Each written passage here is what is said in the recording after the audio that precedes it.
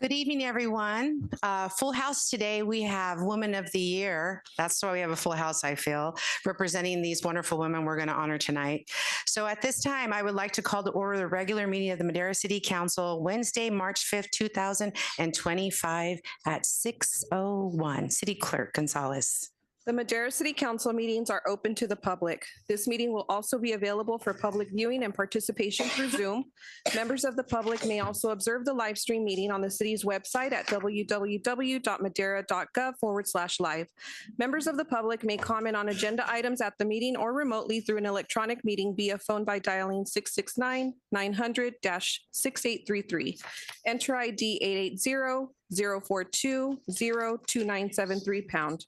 Press *9 to raise your hand to comment and *6 to unmute yourself to speak. Comments will also be accepted via email at citycouncilpubliccomment@madera.gov or by regular mail at 205 West 4th Street, Madera, California, 93637.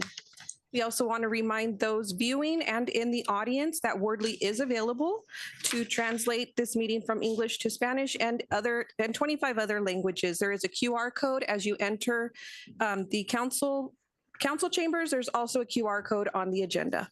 Thank you. Thank you, City Clerk Gonzalez. If you would call to order, please.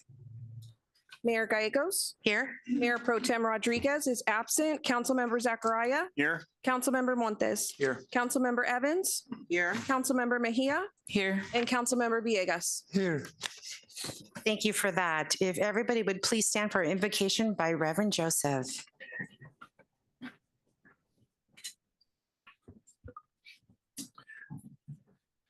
Good evening, Mayor, City Council, citizens of Madera. It is an honor to be here. I would like to read a passage of scripture and then let us pray. From Psalm 28, verse number 7. The Lord is my strength and shield. I trust him with all of my heart. He helps me, and my heart is filled with joy. I burst out in songs of thanksgiving. Let us pray. Lord, thank you. Thank you for all the good that you do. Thank you for your helping hand. Thank you for the privilege to be part of this amazing community, Lord. I rejoice with my community and my city, Lord, and my town as we celebrate today this amazing achievement of Woman of the Year, Lord. I am just so grateful for all that you do, the amazing people you have put in this city. Lord, I pray for the proceedings of tonight. I pray that you bless them. I pray that your presence be here, Lord God. I pray for the decisions that have been made and the ones that are to be made, Lord. I thank you for all that you are doing in this great town, Lord, and all that you will be doing, Lord. And I pray that Madera becomes, Lord, the hallmark, the flagship of the Central Valley, Lord. I thank you for all that you're doing. In Jesus' mighty name we pray.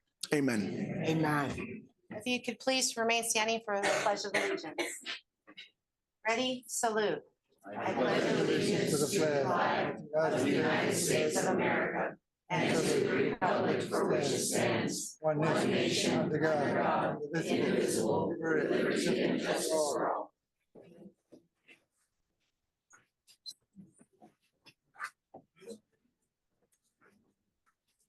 Thank you for that. Moving on, approval of the agenda. I bring it to my colleagues. Motion to approve the agenda is written. Second. Before we approve it, I would like to entertain to my colleagues if they would like to move D1 up. Yes, please. Because we do have a full house and pretty lengthy agenda tonight. So with that, could we change that motion? Yes, please. Can we move it?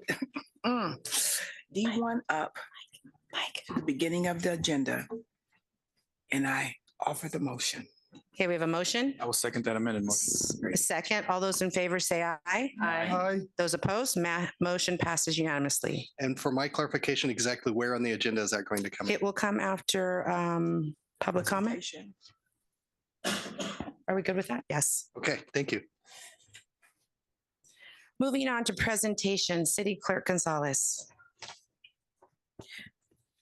Item number 1 is proclamation recognizing Red Cross Month.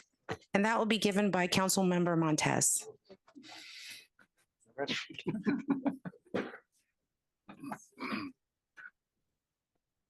Okay. we have representatives from the Red Cross here? Okay. So, thank you all. So I'm just going to read the proclamation. This is for the American Red Cross. So whereas during American Red Cross Month in March, we celebrate the humanitarian spirit of the city of Madera and reaffirm our commitment to help ensure no one faces a crisis alone. And whereas caring for one another is at the heart of our community, whose simple acts of kindness through the Red Cross provide help and hope in people's most difficult moments. And whereas their support, volunteerism, and generous donations are critical to our community's resilience, we hereby recognize this month of March in honor of all those who fulfill American Red Cross founder Clara Barton's noble words: "You must never think of anything except the need and how to meet it." And now, therefore, let it be resolved that the Mayor, C.C. Gallegos, and on behalf of the entire City Council, do hereby proclaim 2025 as American Red Cross Month. Thank you for everything you do for everybody in need and all those residents of Madera. Thank you.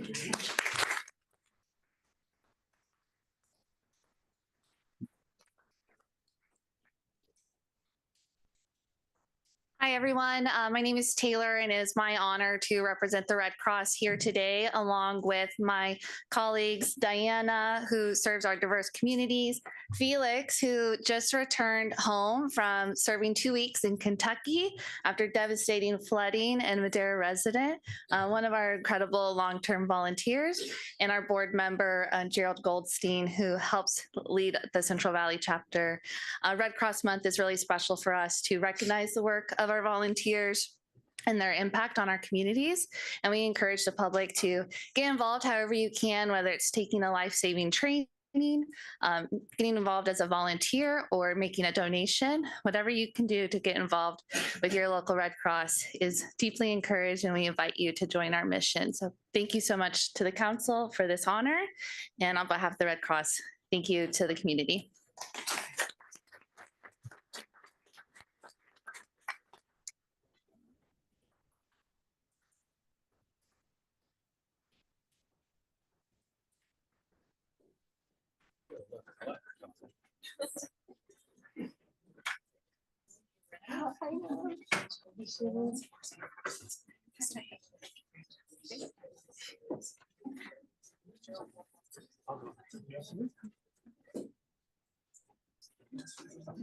Break up the record.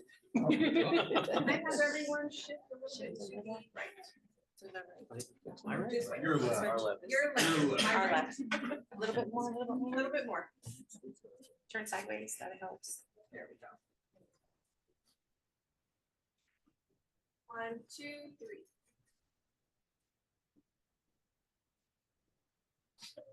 All right.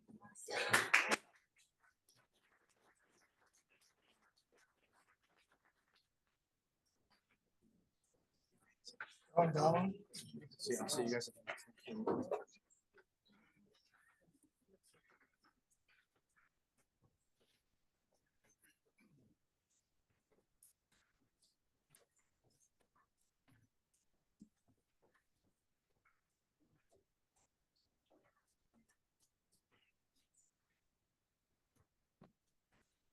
And for the second proclamation this evening, we have a proclamation recognizing Scout Troop 117 for their 100 years of service to the youth of Madera.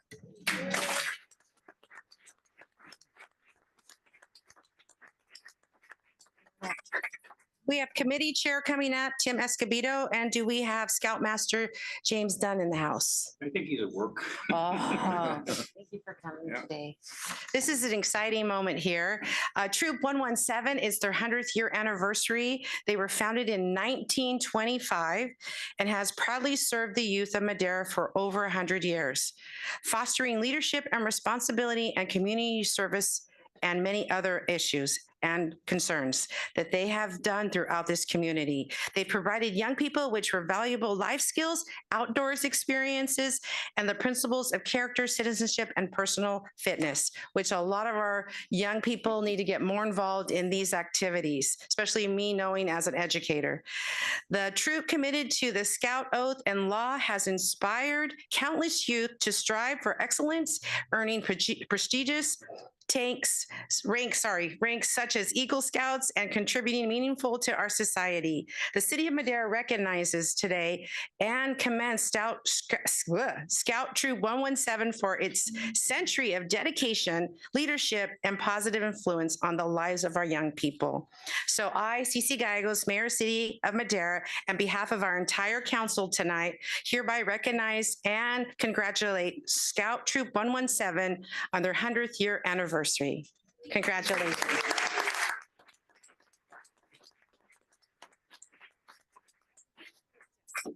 Well, I am Tim Escobedo. I am the committee chair for not only Scout Troop 117, also for Cub Scout Pack 117. We are sponsored by the Veterans of Foreign War Post 1981, located on Granada Drive. We've done a lot of service with our veterans, both with the American Legion and the VFW. We've done a lot of community service. And most of our service right now is we do the flag ceremonies at Courthouse Park. This month, we'll be doing it for Vietnam's Veterans Day on the 29th of March. We'll also do it again. We post flags for Memorial Day at Arborvitae Cemetery for all the veterans. And we will also serve the Memorial Day service. In November, we also serve the Veterans Day service, and it's all held at Courthouse Park, where we post the flags that they've collected for the VFW. These flags that they post are casket flags. They honor all our veterans with their names on it, and there's roughly 600 of them to post. So they go every which way, and it's hard cataloging them. But those are the kind of service our youth get involved with our parents, and different community services. We do community services for the city, the parks, the campgrounds and hills, and different things for that. And we also do different food drives and different things. But the Scouts are constantly active year round. And our program for scouting is a year round program. It's not just, oh, we'll do it for school months, things. No, we do year round and all weather. Nothing like camping in the snow or camping in the desert. So, so thank you.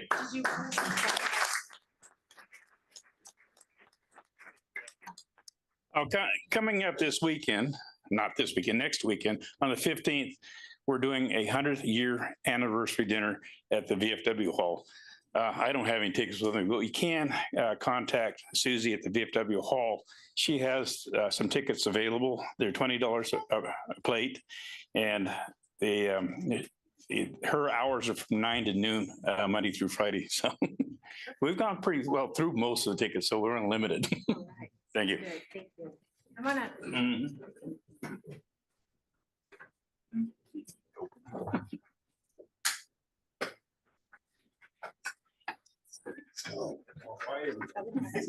Yeah, we're still eating out. Thank you.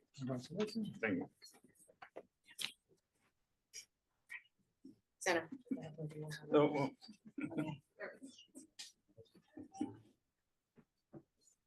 Ready? 1, 2, 3. wish I got killed out here because he's in the troops since 1960.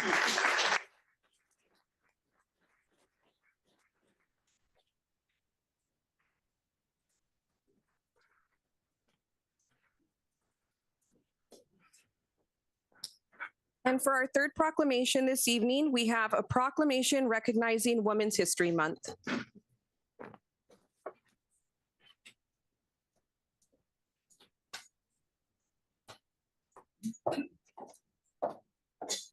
Good evening, everyone. Can I please have the past Women of the Year come forward?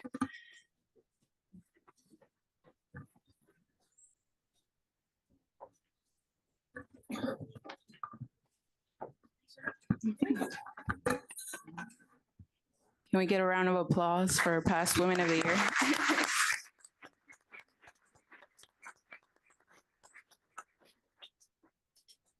Thank you all for being here this evening. I will read the proclamation. Whereas throughout history, the vision and achievements of powerful women have strengthened our nation and opened the doors of opportunity wider for all of us. And whereas today, American women of every ethnic origin, creed, and race play a vital role in our cultural, military, economic, social, and political life. And whereas the memorable role of women in our nation's history has been recorded in the written word and has been told as well in music, on canvas, in stone, and through poetry, novels, and dance. And whereas the city of Madera joins in commemorating and encouraging the study, observance, and celebration of the vital role of women in American history, now, therefore, it be resolved that our mayor, Cici Gallegos, Mayor of the City of Madera, and on behalf of the entire City Council, do hereby proclaim March 2025 as Women's History Month.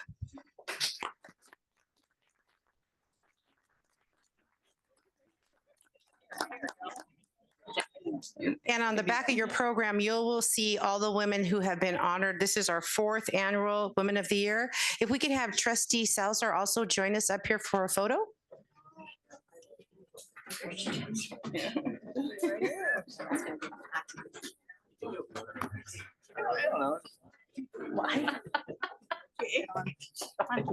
Yeah.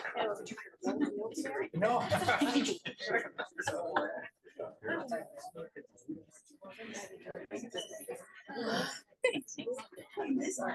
2023 round, right? Oh, sir. How you doing? We can get some women on this side. Okay, here we go. Montez,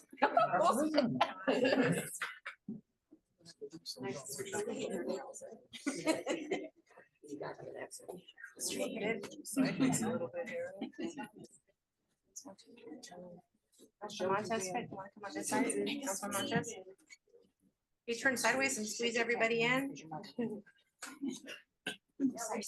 we fit? Do we have Councilmember Montes in the picture? He is. Ready? 1, 2, 3.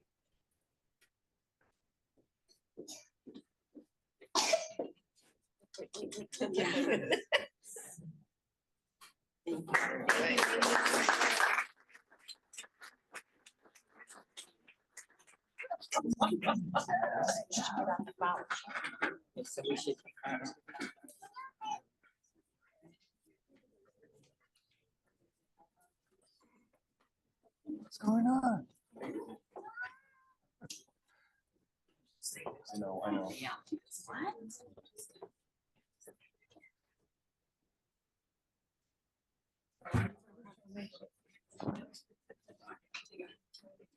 City Clerk Gonzalez.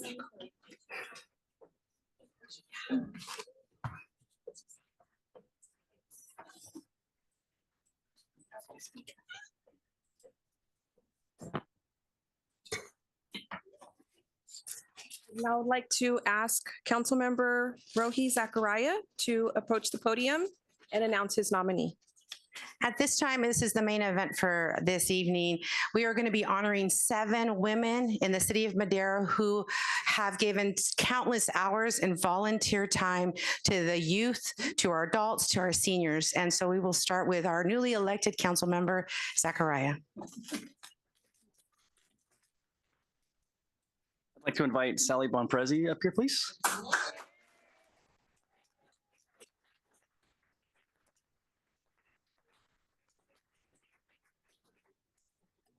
I think a few of you know Sally, sounds like. So Sally has a very extensive resume. I had to condense it quite a bit to keep this short, but so Sally has been involved in the banking community for over 20 years. She's also served on several boards, achieving regional controller, financial services manager, a service manager, vice president, and bank officer. She has also served our community as a planning commissioner, city council, and mayor of the city. So beyond that, as far as her community work, she is currently sitting as the treasurer for the Madera County Republican Women, Madera Love Inc., and the Madera South High Yeah, Class of 69. 69. So Even though it was class of 72. Sorry to give your age a little bit. I've known Sally for quite a while. Her involvement in the community is amazing, and I couldn't think of anybody else better for my district to serve this year and to award to Sally. So thank you. Thank you, Rose.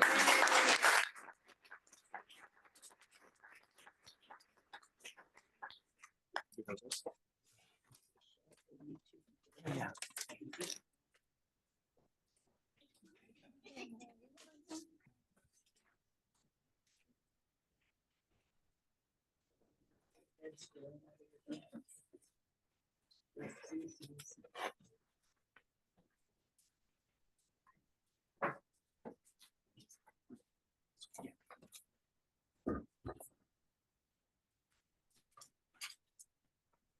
Moving on to District 2, our council member Rodriguez was unable to attend, so I'll be giving his Woman of the Year award to Megan Oxison, if she could come on up.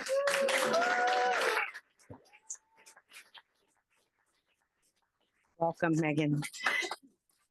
Megan was born and raised in Madera, California. She's a proud, she proudly declares her heritage to Argentina. She is an academic coach, and her journey has been in education. She been in the elementary K-6 and continues throughout her career at St. Joachim's, 7th and 8th grade. And in Madera schools, she has been an advocate in our sports enthusiast. She's passionate for passionate in her, sorry, I need glasses, woo. Passionate in her sports, and took her to San Francisco State, where she played volleyball and earned a BA in meditation and family studies. She holds a master's in education in math and science. She's an instructional K-8 and considering herself a half Argentina. Megan spent her significant time in Argentina, including 6 years of her young adulthood. Megan teaches a career Spanish in kindergarten to high school. She finds immense pleasure and fulfillment in her career, often learning as much from her students as learning from her husband and children. She's a proud mother and a proud wife. I would just like to share some information that I know, because Megan's quite a bit younger than me, but I knew her growing up. What is amazing about her is she's a safe school ambassador mentor for our students at Madera High. And right now, as you know, our students are not feeling very safe in the schools for things that are happening in our community. But I have to tell you this, she spends countless hours of her lunchtime and after schools, so our students at Madera High have a safe place to go. They look to her as a safe person, and that's amazing in our city that we have somebody in our school, in our community, that we have our young people who can go to. And for that, I commend her for all her time that she gives to our students, and congratulations for being Woman of the Year, District 2, Megan Oxison.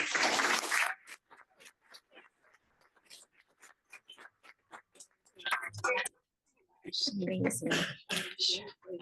Yeah.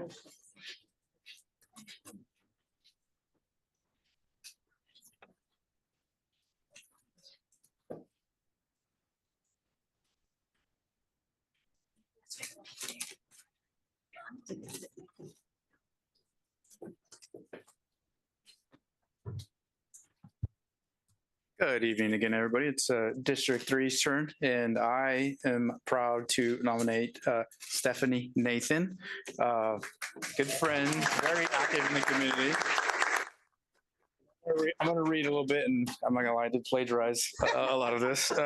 So Stephanie holds a BA in political science from the University of California in Riverside and a master in public health. She is an accomplished public health professional for over 15 years and a dedicated community leader. So since 2018, she has served as Assistant Director for Madera County Public Health, where she oversaw non-clinical programs, including women, infants, and children. This is, she's not there anymore. She's actually the freshly minted Executive Director of the United Way of Fresno Madera County. So this is where I stole their bio from. She is deeply involved in our community. She has served as president of the Madera NAACP, City of Madera CDBG Grants Commissioner, my commissioner. She's, unfortunately going to be leaving after the cycle. And school site council member. Her outstanding service was recognized with 4 Around 40 Award in 2022. Stephanie is active in Remnant Church in Madera and cherishes her role as a wife and mother to a 9-year-old daughter. She finds joy in reading, traveling, and well-deserved naps. I love that. So my nomination for Woman of the Year for District 3. Thank you very much for everything you do for the community.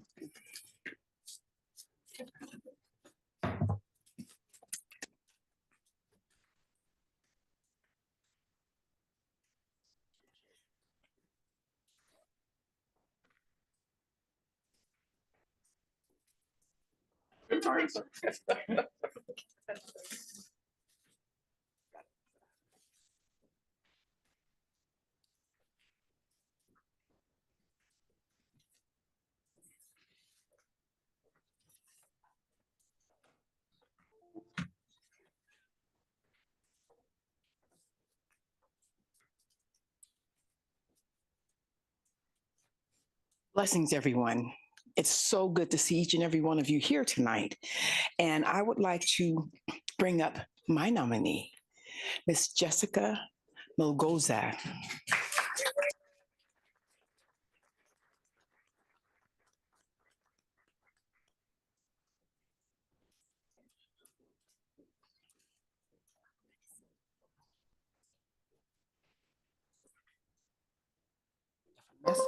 I'm sorry. Okay. Jessica is a dedicated Madera native and has served as director of the Pequeños Empresarios, I got that part, Club Collective, focusing on community engagement, an active member since 2021, was nominated for the Employee of the Year for the Excellence in Education Award that same year.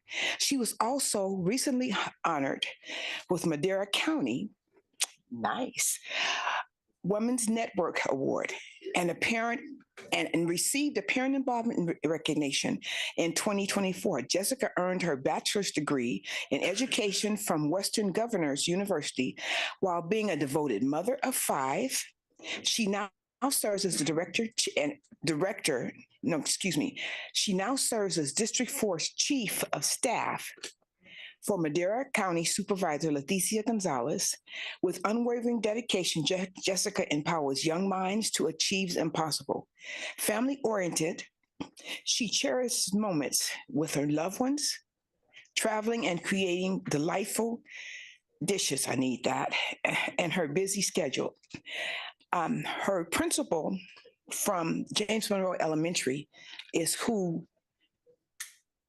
spoke to me about her. Jessica, not only does she do things as far as her job is concerned with the supervisors, she is phenomenal at James Monroe Elementary. And I am so honored to have her to be in my district for District 4 and to just, she's an all-around mom, beautiful children, right here. And I just want to say congratulations and thank you for just doing what you do.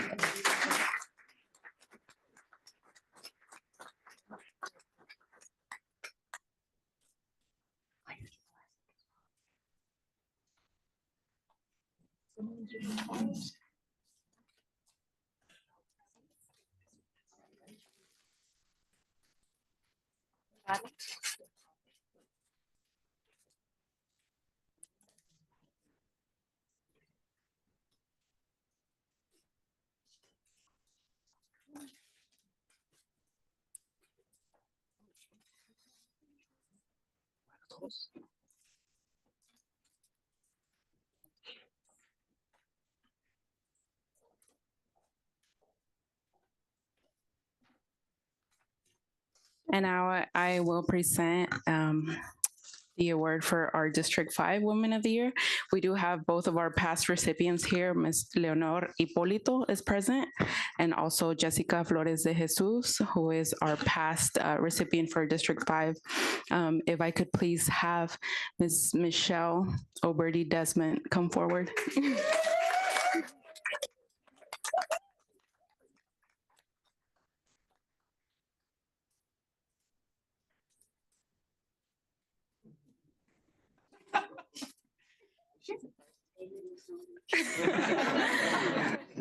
And special thank you and shout out to Ms. Gail McIntyre for helping me. Surprise. Boy, did you. Oh, my goodness. She said she was getting surprises. Oh, my goodness. So Ms. Michelle Oberti Desmond, as a lot of you know, is a native of Madera. She is a longtime educator. She's a school teacher for Small Fry Preschool.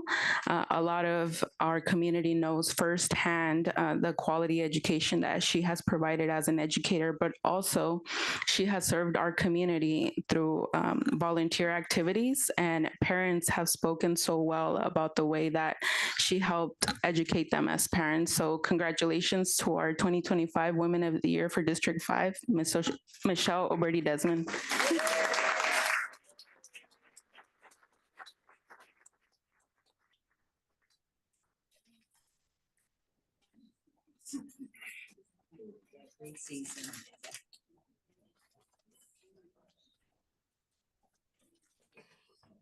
Gail was supposed to get the award. Oh, they're so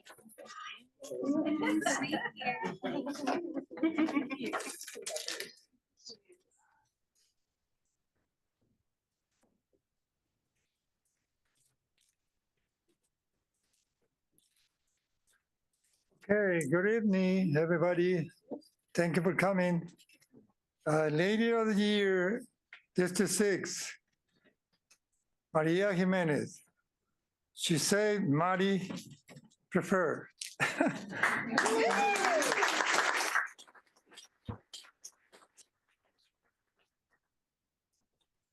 So I'm going to read a little bit about her.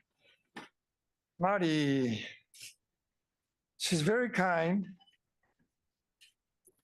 She's very generosity, and she likes to help people, anybody, especially his neighborhood. Mari was a member of the Mount Wag Company in Orange County, and she moved to Madera, and she found the Mount Wag Company in Fresno in 2022.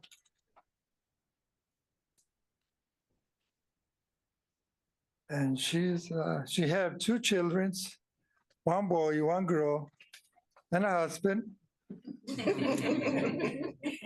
And she sponsored classes for the First 5 program and the photo boot service.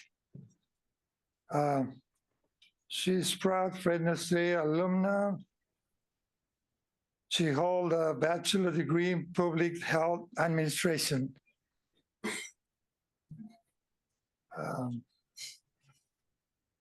She managed operations at 2 small business in the Central Valley. She lives in District 6. She liked to make motivate neighbors and make like last year, I guess, 4th of July party, 4th of July Black Party. So she's a party girl with the neighbors. That's good. Another thing I like for her, she overcome some personal issues in the past, and she's proud of that. She liked to, like I said, make parties with neighbors, ladies, and walk and do exercise and I guess have a lot of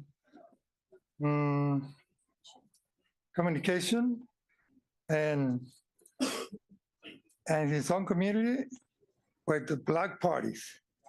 Black parties, #1. That's good, great. Congratulations for Woman of the Year. Thank you.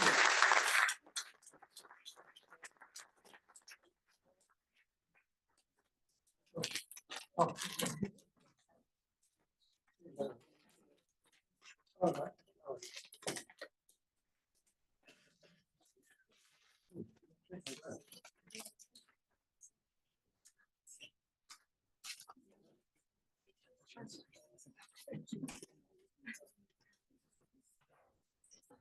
Now it's the mayor's turn, which I get to pick anyone in the entire city, which was exciting for me this year. There are so many women to choose from. It was very difficult, but this woman stands out above them all, I felt, to pick and choose one. I have a list that I look at every year on District 1, but now as the mayor, I can widen my view. You can read about her in your program, so I'm just going to say a few words about how amazing she is. I'm going to call her up, and then if you know me, this is the 4th annual, and I've never told my Woman of the Year the truth. Please forgive me, I have lied, so she has no idea. My Woman of the Year for the mayor is Dr. Julie O'Kane.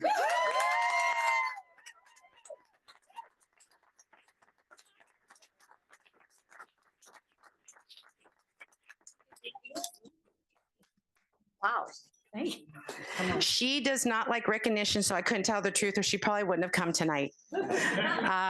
She was the first female superintendent for Madera Unified School District. She was one of the first. There were 2 women that were brought into Rotary, a service club. When I was in high school, I was student body president, and I went to Rotary every lunch once a month to report on what was happening at Madera High. And I went into a room of probably 65 men, which 18 years old, very intimidating. And so when I heard that they were going to allow women into their club, I was excited. And Dr. O'Kane was one of the first. She gave 34 years of her life to educate our young people in Madera. She's received a Lifetime Achievement Award, a Rotarian Award. I mean, you could just read. She is amazing. She gives back to our community and helping with the food bank, feeding our community in need. She has a passion for our San Joaquin River Conservancy. She's been on that board, several boards. Everybody's trying to get Dr. O'Kane on their board because she advocates. She doesn't mess around. She put together a group, an advisory board for the Arts Council with a GPA of Madera County, Madera Unified, and the city of Madera to try to bring more arts to our young people and to this community. She is just a firecracker. She's just, to me, John Adams, that's where I teach, an all-star. The good thing about Dr. O'Kane is that sometimes she has to use her name to get some things that are needed, which is a plus, because if you have that name behind you, boy, you can get a lot of things done. She's a powerhouse. The important thing I look at is she's been a mentor to a lot of women like myself. To see a woman in power, back in the day, it was very unknown. And now we see them, as you see, we have 3 women on the dais. Before, we've had a Woman of the Year, Sally Bonprezi, who was on the council. We've had MJ Neighbors, Marge Medina. I could keep going on. These women have paved the way. But Dr. O'Kane has been like kind of a superwoman for me, because she has touched all areas in this community, from the bottom to the top, to the left, to the right. And that is why I chose her to be the Mayor's Woman of the Year 2025.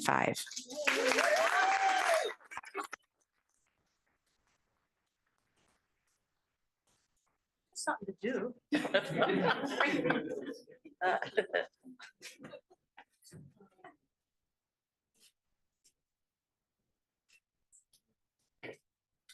And there's one more Woman of the Year that I want to recognize. I started this, the second year we did Woman of the Year. We picked somebody in our city and our staff that has gone above and beyond, which we have so many women that work for our city of Madera. It's difficult to choose one, but this recipient honoree has 7 bosses.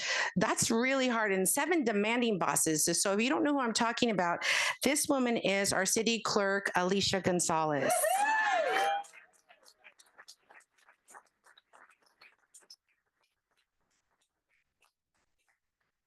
She took this job many years ago, not many, probably I think 5.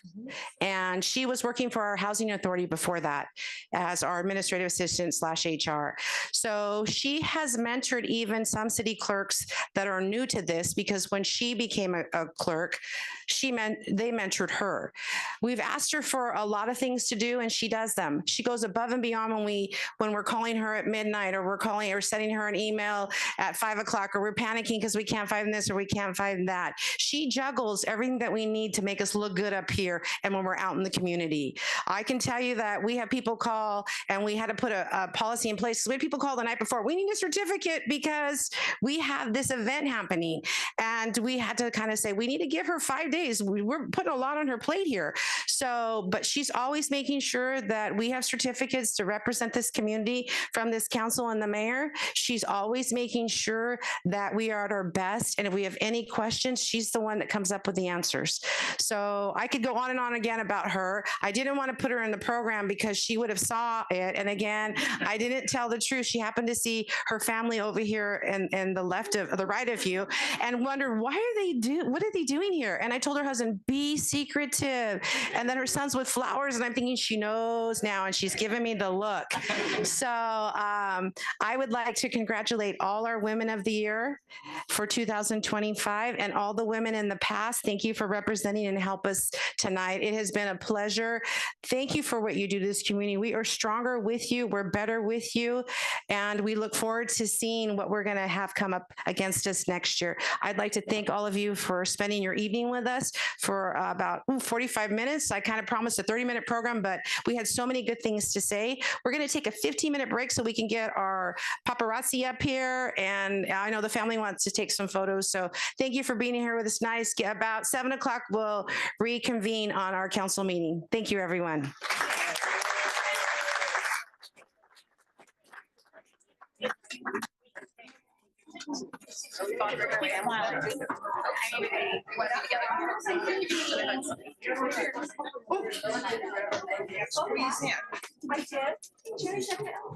Hey.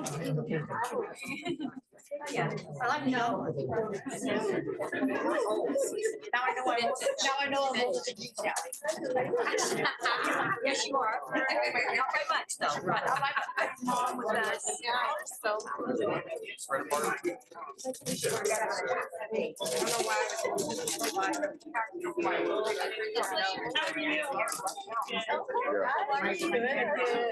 we gonna sit, Wendy?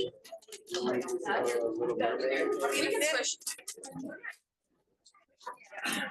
Squishing. All right, squishing, squishing. Here we go.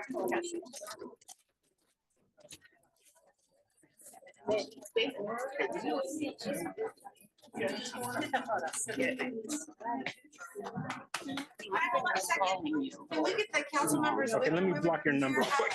I'm gonna get a new one here. Wait, I don't have one.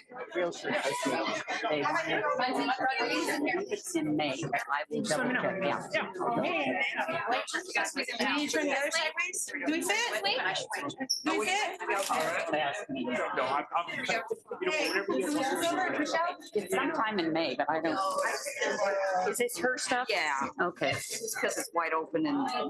Yeah, okay. Good. Sorry. Anyway, yeah, no.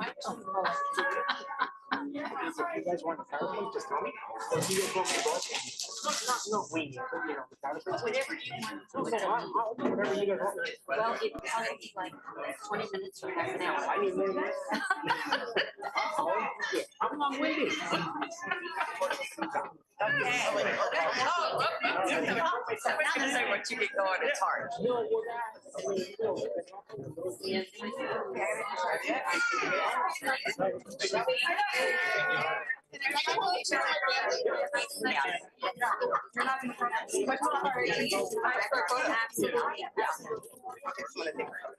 We talked about the project that we're finishing.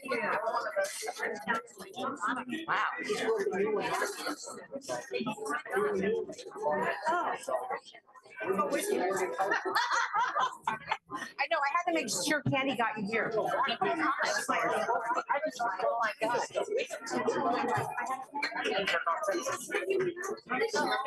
gonna say, what we need. Yeah, the base. Let's actually take it. You sit on your utility bill, that's. Okay, good.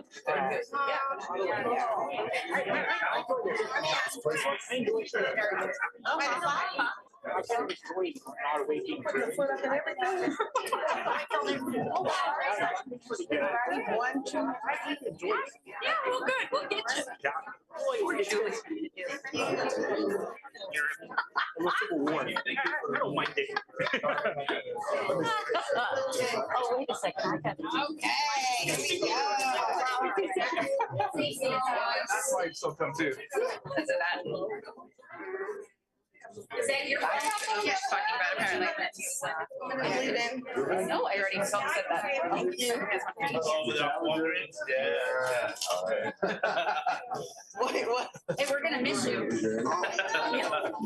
Find you somebody. Okay, Not the one that you gave me. or should it be on the other side of her? Oh, that's right. I left my. Yes, yes, yes. You're getting a surprise certificate. Do that, take that. How'd you pull that off? Oh my gosh. It just so happened. I was having a conversation. Thank you. Thank you for everything you guys do. Oh, you bet. Thank you. Yeah, we're just gonna switch it. No, we're doing now. Take it, I'm gonna get my case. I'm gonna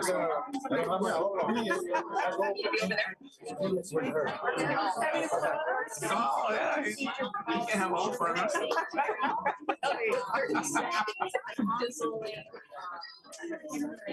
There she is. Did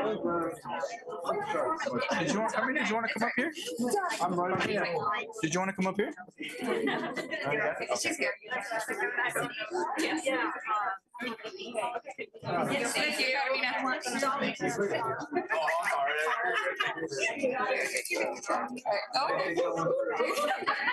Oh my goodness. Is this your friend's request?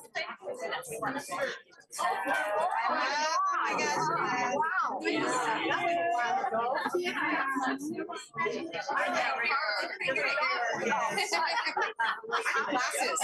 It's like I can't read it. It's a good mixture. Yeah, it's flowing. Is it here? I'm like, well, I don't know. It's a mixture. It's good job. Good job. Sorry. He's been doing this a lot. That's why it's what I do. Yep. Hey, congratulations. Thank you. Oh, yes, it is. Nice to meet you, Memos. Okay, we want Chief. All good Steve. He tried to arrest you. She tried to take my. I tried to give her my seat. She says, I want your gun. No, you're the center of this. I just dropped my keys. Yes, come on. We're all in here. We center? Oh, yeah, there you go. How'd you work with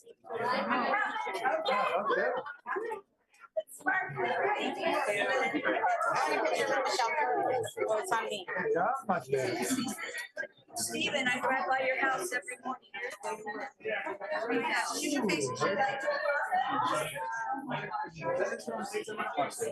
No, are you kidding? Those eggs are too expensive. Those are $1 each now. They're not a quarter each. I wish I just got just the women. Thank you. What's your two?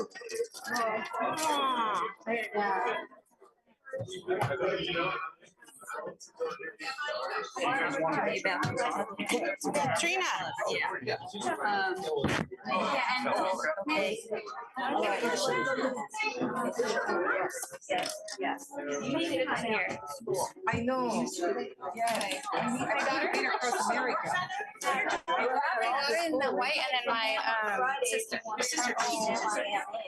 Just art. Oh, you are together with Madera Unified. I'm trying to get her attention, but she's taking care of kids. Yes, right here. Yeah, I'm gonna go get it. St. Patrick's on the 17th, the leprechauns are gonna destroy my roof. All right. You guys want to get underneath the sign? Okay, scoot. What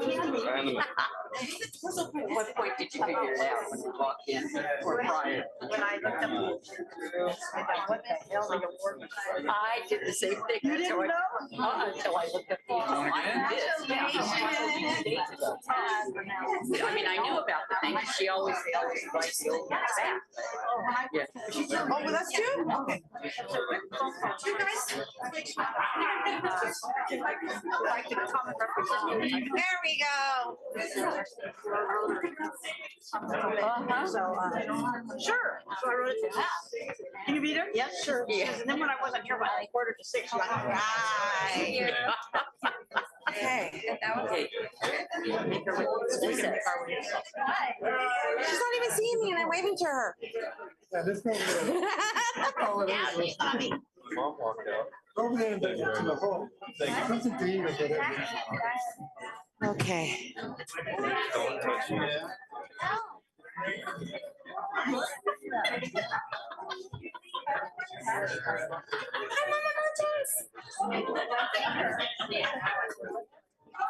I need glasses.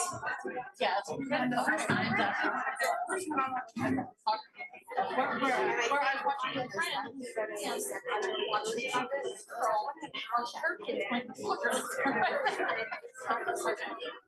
And then she says, I'm at school, I need it now.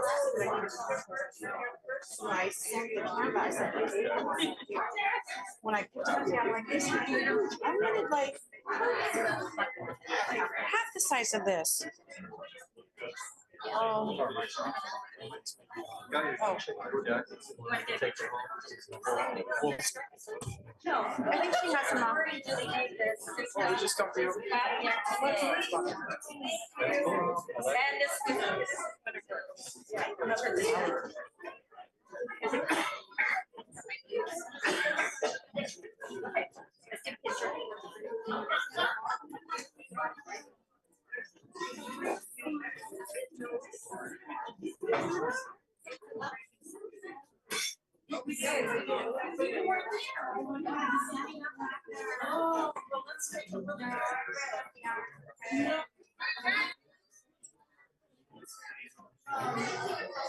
Hey, Daddy, can you get a picture of my mi familia?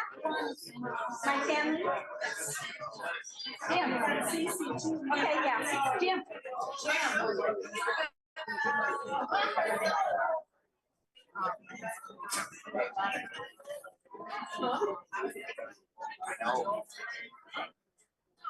Want to do right here? Are we doing it like this? Should we do it up here? Yeah. After this, we have to take. My mom wants to.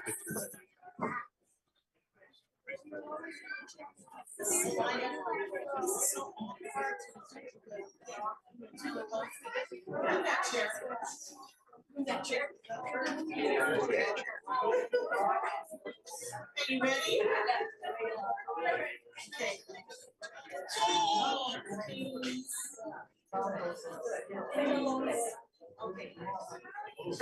Okay. Photo up.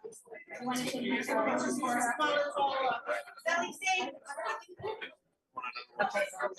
Can you take my flowers and my jacket? Where'd Montez go? I wanted Montez to take a picture. Hey, I don't know. Oh, yeah, Montez is gone. Yeah, probably. There's some people on this side. You know, there's some people out there. Sally.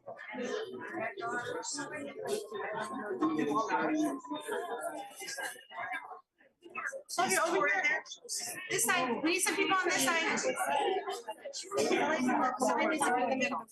Well, you know, when I was mayor, she hadn't been born yet.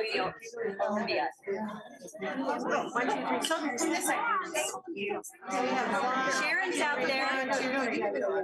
And Sharon's out there. We got 5 And minutes. Gretchen is out there. And Susan is out there. Betty's getting. Betty's We're waiting. Is it raining? I should be fine. Let me go over there now. I'll tell you. Oh, here they come.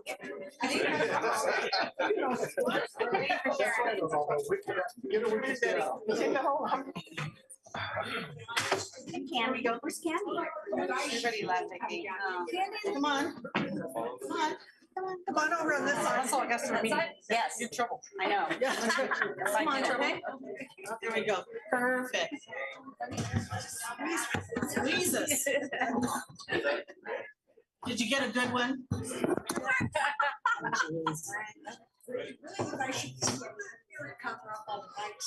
Yeah, we should. Oh, we can cut it out. Okay. Got it. Whose phone? Thank you. Thank you. Thank you. Yeah, we can remove it. Yeah, we did it the other day. Yeah, I sure did. Yeah, I took some, yeah. You know, Here we go. Here we go. This is in my way. We'll go right to it. Thank you. Service. Guys,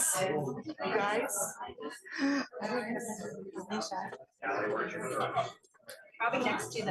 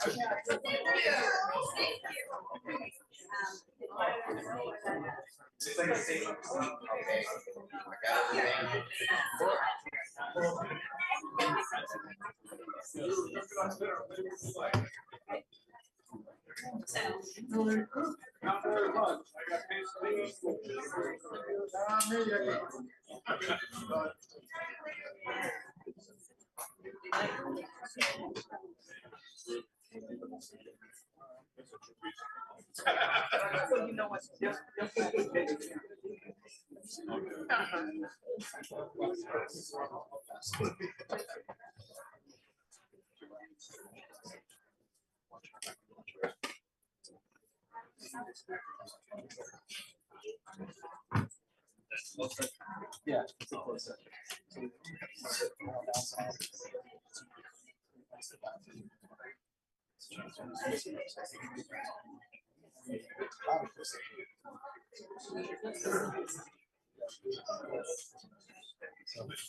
Sometimes they'll don't have time to do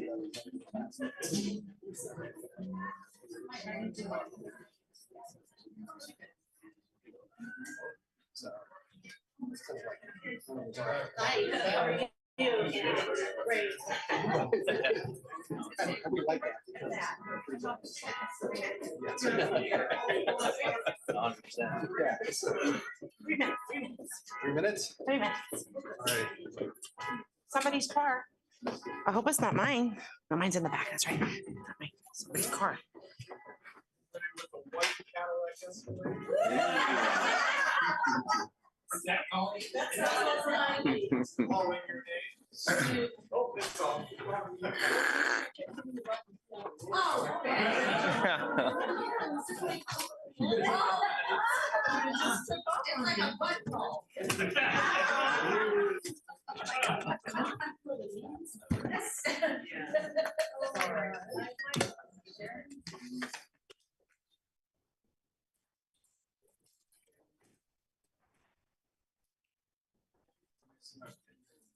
Yeah. We got 2 minutes. You see Elsa out there? Carlin. You see Councilwoman Mejia? Looked in the hall real fast. She got 1 minute. Cece. Everybody's so quiet.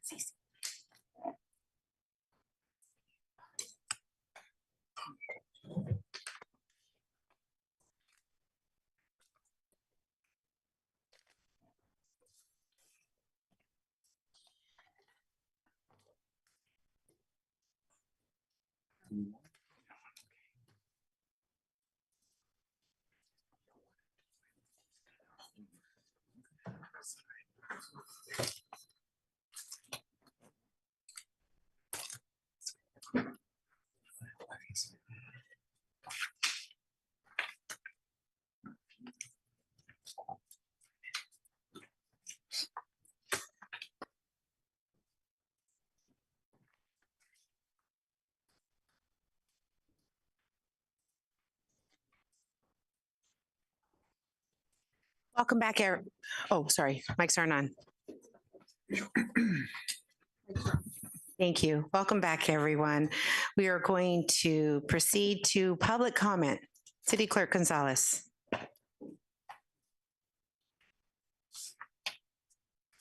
The first 15 minutes of the meeting are reserved for members of the public to address the council on items which are within the subject matter jurisdiction of the council. Speakers shall be limited to 3 minutes. Speakers will be asked but are not required to identify themselves and state the subject of their comments. If the subject is an item on the agenda, the mayor has the option of asking the speaker to hold the comment until that item is called. Comments on items listed as public hearing on the agenda should be held until the hearing is opened. The council is prohibited by law from taking any action on matters discussed that are not on the agenda, and no adverse conclusions should be drawn if the council does not respond to public comment at this time.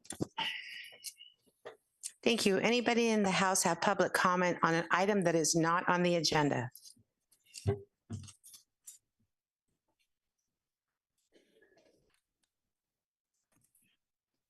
Good evening, Madam Mayor and council members. My name is Diana Combs, and I'm here on behalf of Madera United Methodist Church. We would like to invite you and the community to join us on March 23rd for our Fourth Sunday Lunch. Fourth Sunday Lunch is a fundraising event the church has every fourth Sunday of each month. The proceeds from each lunch go towards maintenance projects at the church, as well as many nonprofit organizations such as the Food Bank, Doors of Hope, and many more. This month's proceeds have been chosen to go towards Relay for Life, Heart of California, on behalf of Madera United Methodist Church. On the menu for this luncheon is a chicken fried steak, mashed potatoes and gravy, corn, buttermilk biscuit, and dessert. Tickets can be purchased now through March 19th in person at Madera United Methodist Church, or you can also call the church at 500 Sunset Avenue. Tickets are $20 per person and $15 for first responders. Thank you. Thank you for your comment. City Clerk Gonzalez, any comments online or on Zoom? We have none, Mayor. Thank you. Thank you for that. I close public comment on at this time, and we will go move up D1. Item D1 is establishing Madera as a welcoming city. Thank you, City Manager Rodriguez. Good evening, Mayor, members of the council. Arnoldo Rodriguez, City Manager. You can give me a second. The item before you, D1, is a continuation of the meeting from council direction on January the 15th, where council instructed staff to prepare a resolution, which we've titled the Welcoming City Resolution. As council is very aware,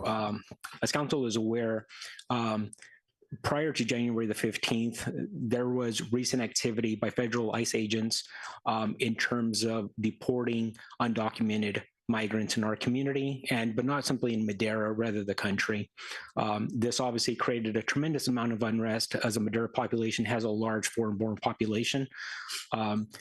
And so one of the challenges is that ICE does operate independent of the Madera Police Department and all city staff and all city resources. The city does not contribute to assisting ICE.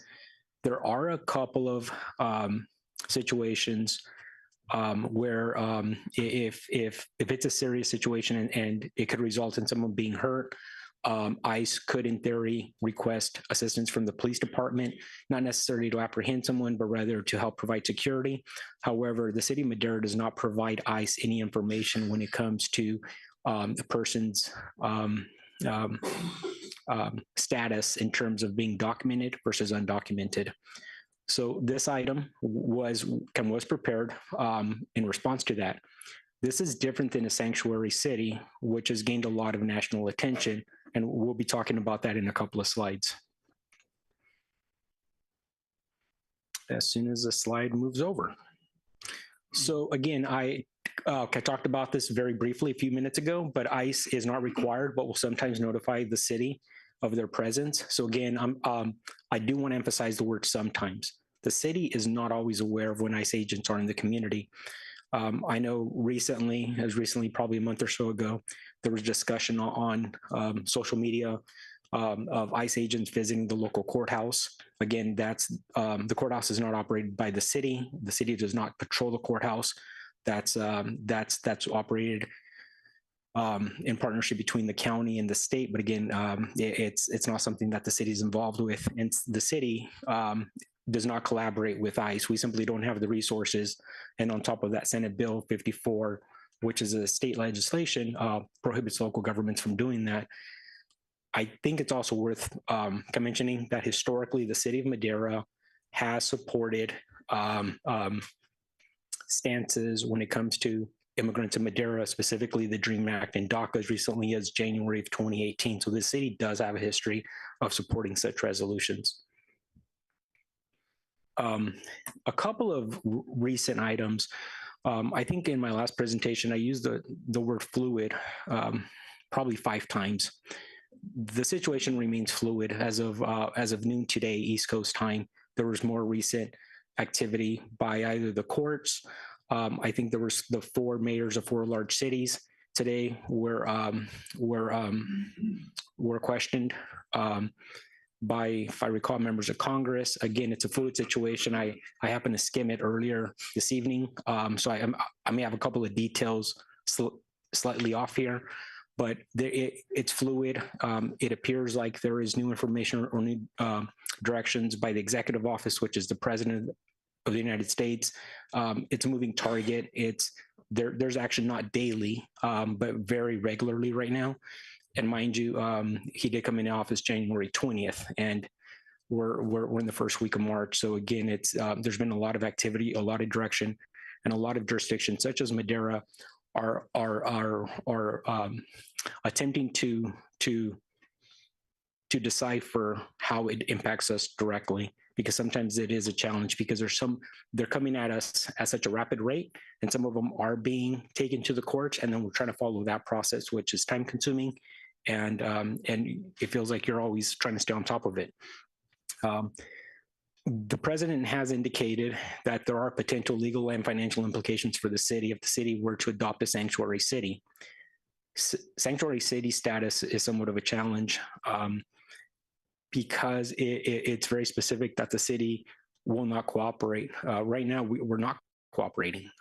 If they ask for assistance, we will assist them, but they're not asking for assistance because of Senate Bill 54. So I do want to make that very clear that the city is not providing ICE agents with any type of information of any person that we come in contact with, and we do not have record of immigrant status. That I think is very important to clarify. So in terms of SB 54, and I'm not going to read word for word, the staff report goes into great depth on every one of these items. I did put an underline under the 3rd bullet point here because one of the key things is Senate Bill 54, which is a state of California rule. It restricts the sharing of non-public personal data with federal immigration authorities unless legally required. If you take anything away from SB 54, I believe that's probably the most important part of that bill. There are other things, but that's probably the key takeaway. We cannot share information because of the Senate bill. My understanding, I think it's Chicago and New York have similar bills, and I know one of those is being challenged, and it escapes me which one because I think they're both being challenged, but slightly different reasons. So in terms of more California cities and Central Valley cities specifically, in terms of what's happening, again, it's fluid. the situation changes almost daily. There are some sanctuary cities in California, and I've identified them. This is not an exhaustive list. These are some of them. LA, Berkeley, San Francisco, Livingston, Huron, and San Diego. Most of these were several years ago. Huron, though, was a couple of weeks ago. It was prior to the last meeting, January the 15th, so I think it was a week prior to that. Welcoming cities, I think you will potentially see an increase in this type of resolution, which is what's before council this evening. Very local, obviously, is Kerman, Concord, San Jose, San Mateo County, Auburn, which is in Placer County, Redwood City, Riverside, and Chula Vista. And then there has been a handful of communities that have indicated non-sanctuary cities that they're opposed to being a sanctuary, and that would be Huntington Beach, non-Orange County, Escondido, Newport Beach, and Santa Clarita. And I also know that the city of Clovis, at least one of their council members had identified it a couple of weeks ago, and I do not know the status of that item. So some considerations and potential impacts, and I know that this council, we discussed at length the phrase sanctuary city. And again, I do want to emphasize that right now, with sanctuary city status, there's no guarantee that funding would be taken away from the city, but it's possible. And I do want to emphasize that, and that's why the word possible is underscored, because we just don't know. It's my job as a city manager to provide council with all information that I have available, and that is how it's been explained to me and our legal counsel. It's possible. And that's why staff did not recommend moving forward with the sanctuary city status, because there are potential financial, but there's also legal implications to that. And legal counsel went over some of those at the last meeting, and some of those are outlined in the staff report that council received. And again, the risk of legal action is against both potentially city officials, such as council members, and employees, such as myself. And so one of the challenges with this item is that I think collectively the council wants to ensure community safety and trust without violating potential legal obligations. And I don't think the city wants to challenge the federal government. So with that being said, staff does recommend that the council, the resolution affirming Madera as a welcoming city. And one of the goals there is we're trying to balance both the needs of the community. There's a lot of frustration in the community, and there's a lot of people that are scared in our community because they're either they themselves or they have loved ones that may potentially be undocumented, and that's creating a lot of stress and duress, both for community members, our local students, and it's created a lot of challenges for our community. The resolution, it's a couple of pages. I'm not going to go into it into great detail here, but it is attached to the staff report. The key takeaway there is that it affirms that the city of Madera welcomes all people of color, or regardless of color, race, ethnicity, sexual orientation, either immigrant status. It simply affirms that Madera welcomes everyone, and is not inclusive to a select handful of individuals or classes or ethnicities or nationalities. That's not the goal here, and that was not the direction of council. So with that being said, that concludes my presentation. And I'm gonna look over to Shannon, because sometimes there's some legal issues that come up. So I just wanted to be sure that we have that covered. So with that, Mayor, I'll turn it back over to the council. Thank you, City Manager Rodriguez. I bring it to my colleagues for any questions or concerns. I see none, so I will open it up to public comment. If you wish to speak on this item, please stand by the podium and we will give you 3 minutes to share what you'd like to share with us.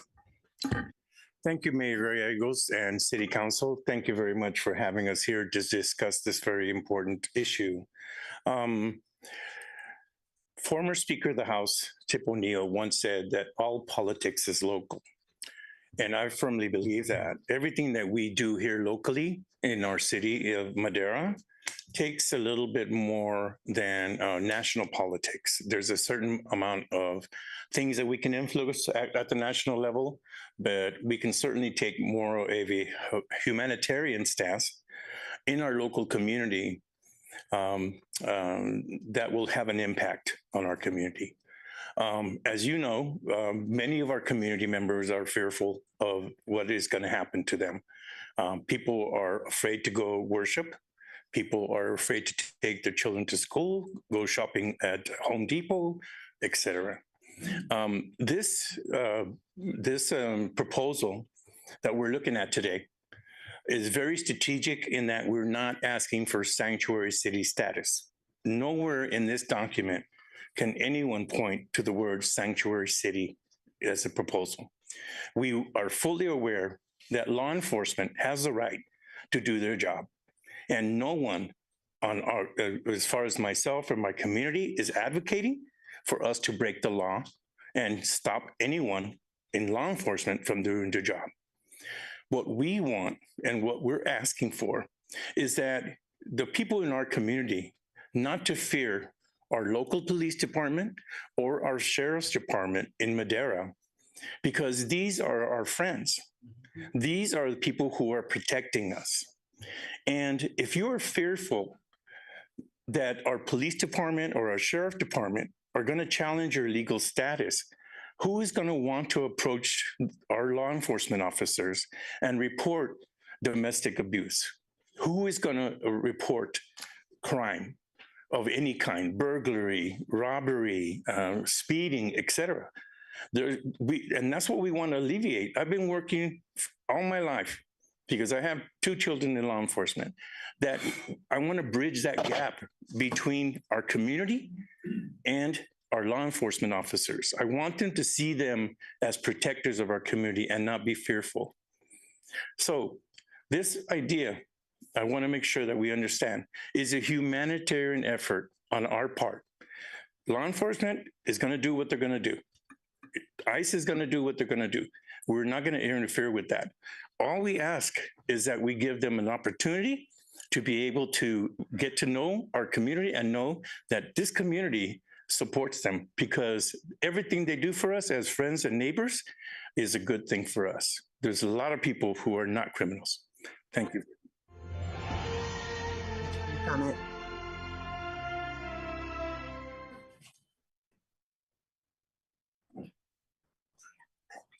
Good evening, Mayor and City Council members. My name is Willis Clark, and I'm here to talk about the welcoming city that's I don't think that's a good idea. I think you're knocking on the door of Sanctuary City. And J.D. Vance was on the evening news this afternoon. You probably missed it, but it's going to get real serious. He's saying they're going to get the military involved in this. And I don't think we should go there. Thank you for your time. Thank you, sir, for your comment. Somebody's phone. The mayor's.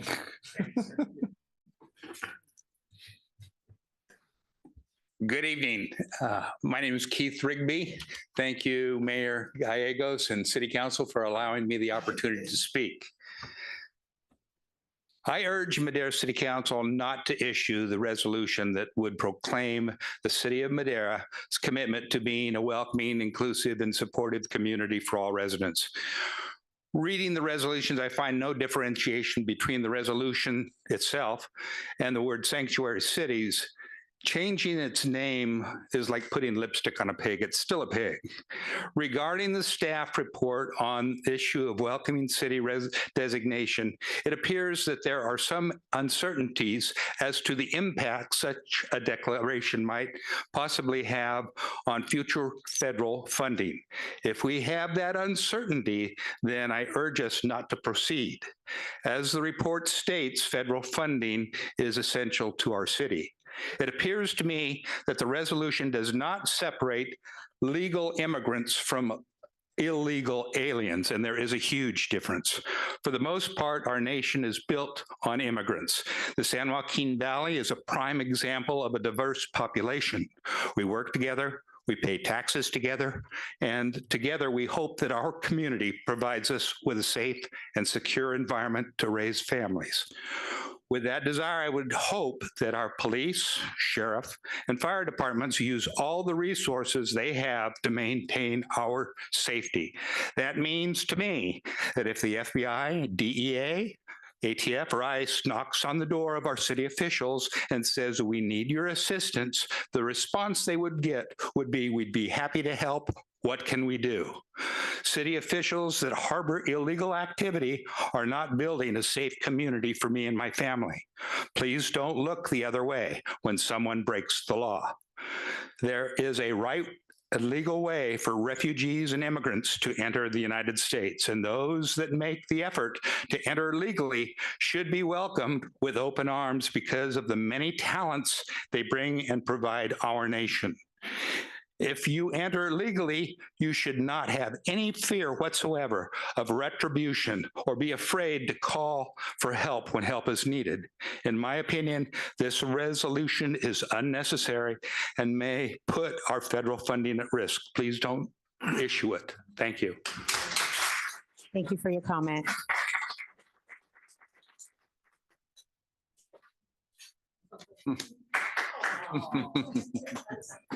Haven't seen him since Republican Women's. Hi, Mayor Gallegos and council members. I didn't know that. I thought I was just here for the women, celebration. I didn't know this was happening, but I feel it necessary for me to stand up and say something. I concur with everything that Mr. Rigby just said, and I personally am an immigrant. I came from Canada. I came here legally, and I don't understand why we need something that says welcoming city when we're a city and people come in, they move in, they're welcome, and that's it. We don't have to have anything in writing, because then it does start to look like a sanctuary city reference and definition. And so thank you for your time. Thank you for your comment.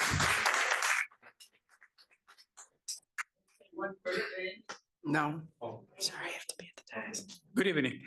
Well, I came illegally 47 years ago, and I live here illegally. And believe me, it is scary when people is trying to put fear in your heart and in your mind. It is fearful. And, I've been a community member for years and years, and I think, and I hope nobody gets offended, I own a business.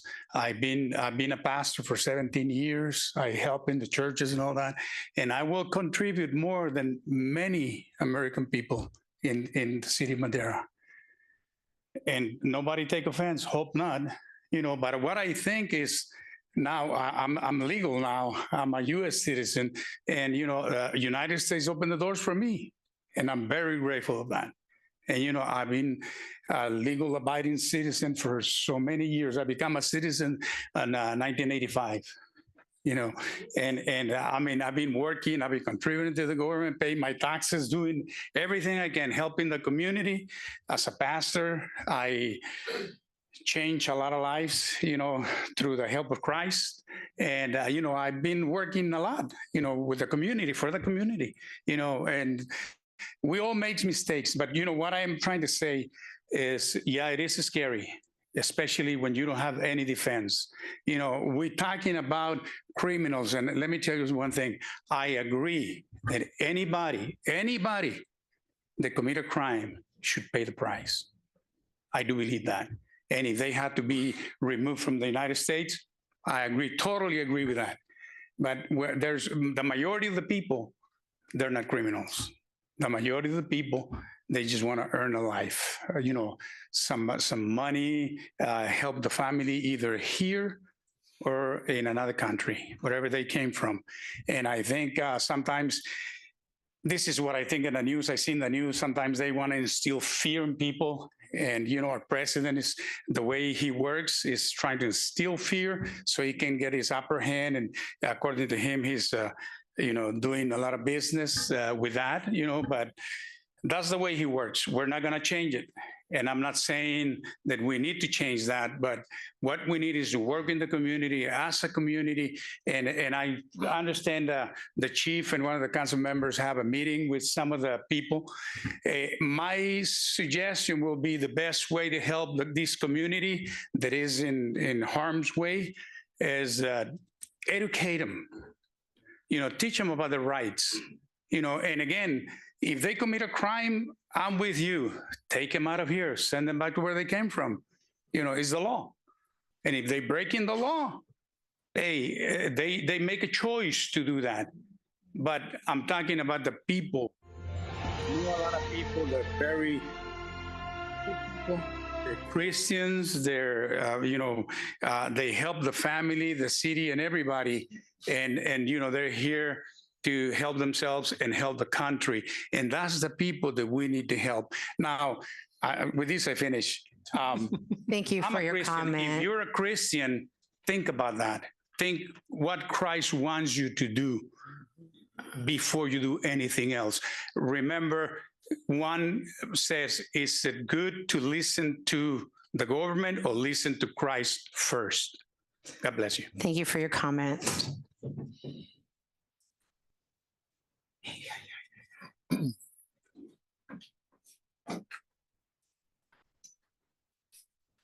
Yes, thank you, Mayor and City Council members. My name is Betty Scheid. I wasn't going to say anything, but after that comment, I feel I really do need to say that I think that we all are caring people. We've been in this community for a very long time, over 40 years. We love Madera. We want to see it prosper, but I keep hearing this, and it's a little concerning. We keep talking about people breaking the law, and I hate to say it, but when you come here illegally, you are breaking the law. And I hate to, I'm sorry, but there's so many, what you just said, there's immigrants who have come, they did it legally. And if you're afraid, there's no use staying in your house and hiding. Go and make yourself legal. I think that there's people that are willing to work with you to make you legal. We have a terrible situation here in our country where people came across the border in this last administration, not by the hundreds, by the thousands. Thousands and thousands of people have come. And you might have somebody that you know and that you care about. I'm a Christian. I totally believe that we should be caring, but we're a country of laws. If I went, as an example, to any other country, be it Mexico, Canada, I couldn't enter into that country and I would be arrested. There was an American soldier who was arrested several years ago because he crossed the Mexican border illegally. He went to jail. And they couldn't get him out of jail because he had broken the law. That's Mexico not accepting Americans into their country. Why are we allowing so many people into this country and just saying, oh, they're good people, they want to work, they want to do this? If you want to, you're welcome to come. Do it the right way. And then there's no fear in hiding because you're here illegally is breaking the law. And we have to say it. We hate to say it, but it's the truth. So accept that, get that into your head that it is illegal to come into this country without documentation and proper working with the authorities to make yourself legal, or at least to get some kind of a working permit, whatever it takes. But if you want to be here, you should do it legally. That's all I have to say. Thank you. Thank you for your comment. Mr. Rigby, just a minute. I'm going to check with my attorney. If they speak 3 minutes, are they allowed to come back and speak again in public The comment? general rule is one and done, unless. And I wasn't going to make reference to this subject matter whatsoever. I wanted to say goodbye and what I learned today. And that has nothing to do with this subject matter. Thank you. Thank you, Mayor. The general rule is one and done unless other steps are taken. So Perfect. And we actually, I believe, also have people online. We have some people online. Okay. Oh, okay. Go ahead, City Clerk Gonzalez. Still have one more. We have a caller, phone number ending in 9986. Please press *6 to unmute yourself to speak. Phone number ending 9986. We're taking callers right now. Caller, phone number ending 9986, please press *6 to unmute yourself and speak. I presente. I'm so sorry. I don't understand very well. We're taking phone calls, people that are on Zoom. Okay.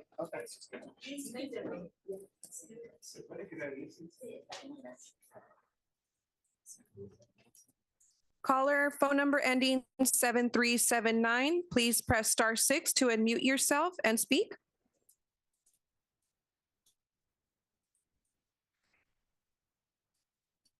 Caller ending 7379. You may speak for public comment, please. Hi, can you hear me? We can hear you. Thank you. Hi, I am calling in to support a welcoming city resolution. As someone who works in immigration law day in and day out, it is so embarrassing to hear so many members of my beloved community of Madera be so willfully ignorant as to the nation's immigration laws. Madera largely benefits from the work of undocumented immigrant community members, and especially from members of the community who, for a large part of the work that they put into our city and our economy, do not benefit from the very work that they put in. It is so disheartening to see so many members of our community cite Jesus Christ, cite Christianity, and cite their religion as a means of being willfully ignorant and being willfully hurtful and hateful towards so many members of their own communities whose labor they profit off of. I wholeheartedly support a welcome in city resolution, and I hope that Madera does better in educating themselves on how people can gain legal status. For so many people, it is almost impossible, if not outright impossible. Please don't spew hateful rhetoric when so many people do not have the option of being able to fix status so easily as you claim to. Just because you were lucky enough to be born in the United States does not mean that you should close the doors for others. On a nation that was built off the labor of immigrants, you should embrace the actions and the teachings of your Jesus Christ. Please, please pass a welcoming city resolution. Thank you.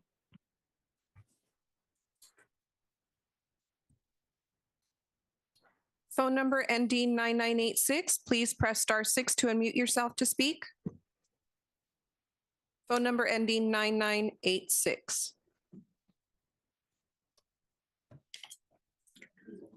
Phone number ending 7076, please press *6 to unmute yourself to speak for public comment. Phone number. Hi. Go ahead. Thank you. Thank you, guys. Thank you, Cece, Melissa. Thank you. I'm sorry I couldn't be there tonight in person, but I definitely wanted to make sure that I did kind of voice my concerns here. I have a lot of concerns for making this a welcoming city. Yeah, we definitely want to see people here legally. We want to see you guys take the right steps to be here legally. And I hear this all the time. We need immigrants to come here and work our farms. I get that, but do it the right way. We're opening up a can of worms for making this a welcoming city when it basically is just a glorified way of saying it's a sanctuary city in a lot of our minds. And I think with the new administration, we can't afford to lose federal funding here. Our city's struggling as it is. We have a lot of crime. We have the city doesn't look. I mean, I know now. I think we're going to see a big turnaround. Stacey, you've got my full support. I know the city's going to turn around with you behind it, but I hope we can really take a look at this. And this isn't a godly thing that we're talking about here. God gives us laws if we want to talk about that. Do we break the laws and get into heaven? No. Do we break the laws and get into hell? Yeah. So let's not make this about God. Let's make this about what is right and what's wrong. And unfortunately, coming here illegally, it is breaking the law. If I go out, I get in a car accident, and I kill someone, I broke the law. If I drink, I get caught, I broke the law. If I walk into another country, whether it be Canada, Mexico, Italy, I'm not coming back unless I have the proper paperwork. We have to do this the right way. I think there's a right way of doing it. If you're scared to being found out about, make the steps. Try to become legal. But if you're here and you're scared, that's not what this country's found on, was fear. Our country was found on because you want to be here and make the things better. I talked to one of the council members and told him, you know, my money's not even spent in Madera anymore because I don't even want to shop here. That's going to change. I know with CC being behind this, that's going to change. But most of the money that is being made here, where is it going? Is it staying in our city or is it leaving our country? So do the right thing. Don't do this. Don't lose our federal funding because this is just a glorified way. And he's going to come out, and Vance said it. Look at Clovis and Fresno. They're not getting behind us. We want to make sure that we voice the opinion. I appreciate your time. I'm sorry I'm doing this blindly on the phone, but thank you guys. I'm going to end this, and I pray that you guys make the right decision here and do not do a welcoming city. All right. Thanks, guys.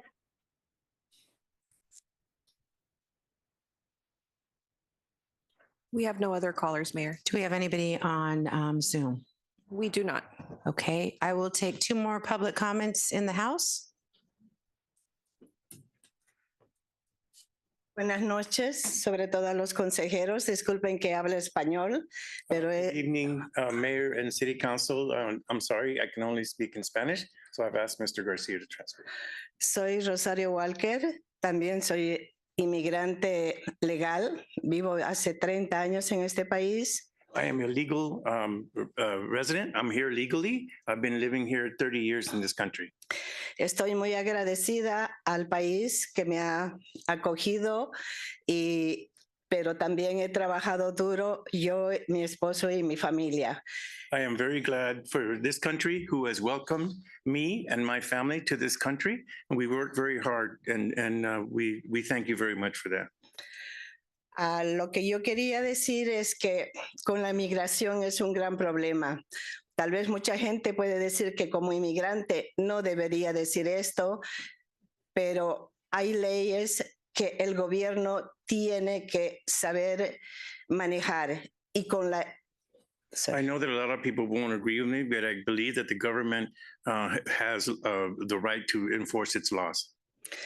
Yo creo que el anterior gobierno y este no tuvieron la capacidad, y no cualquier otro gobierno que entre no tiene la capacidad de ver quiénes entran como inmigrantes. Y lamentablemente dentro de los buenos hay muchos malos también. Unfortunately, the past administrations and this administration has not been able to verify who's coming into our country.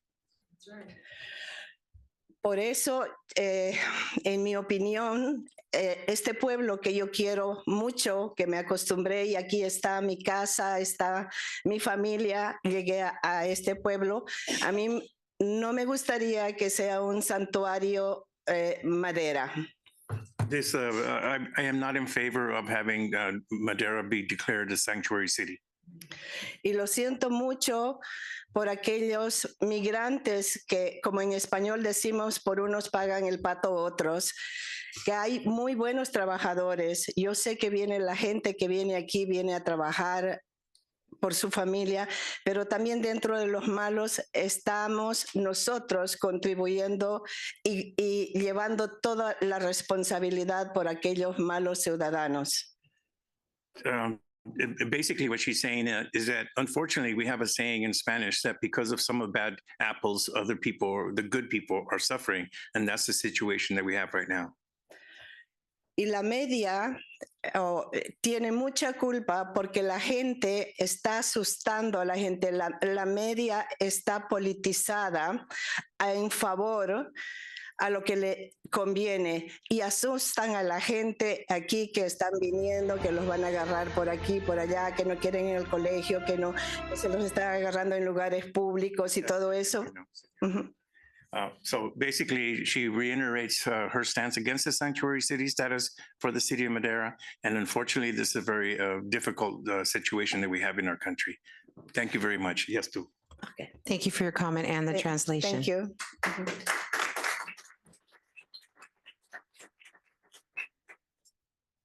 Hello, thank you for letting me come up here and speak to you today. I am woefully ignorant when it comes to politics, so I apologize up front.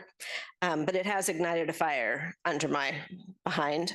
I am here to speak against the vote to cite Madera as a welcoming city. This type of blanket measure does not really do anything for the people that it's supposed to be protecting, and it creates a statute for the criminal activity to come in. If Fresno and Clovis aren't supporting it, those people are going to come right up the road to us.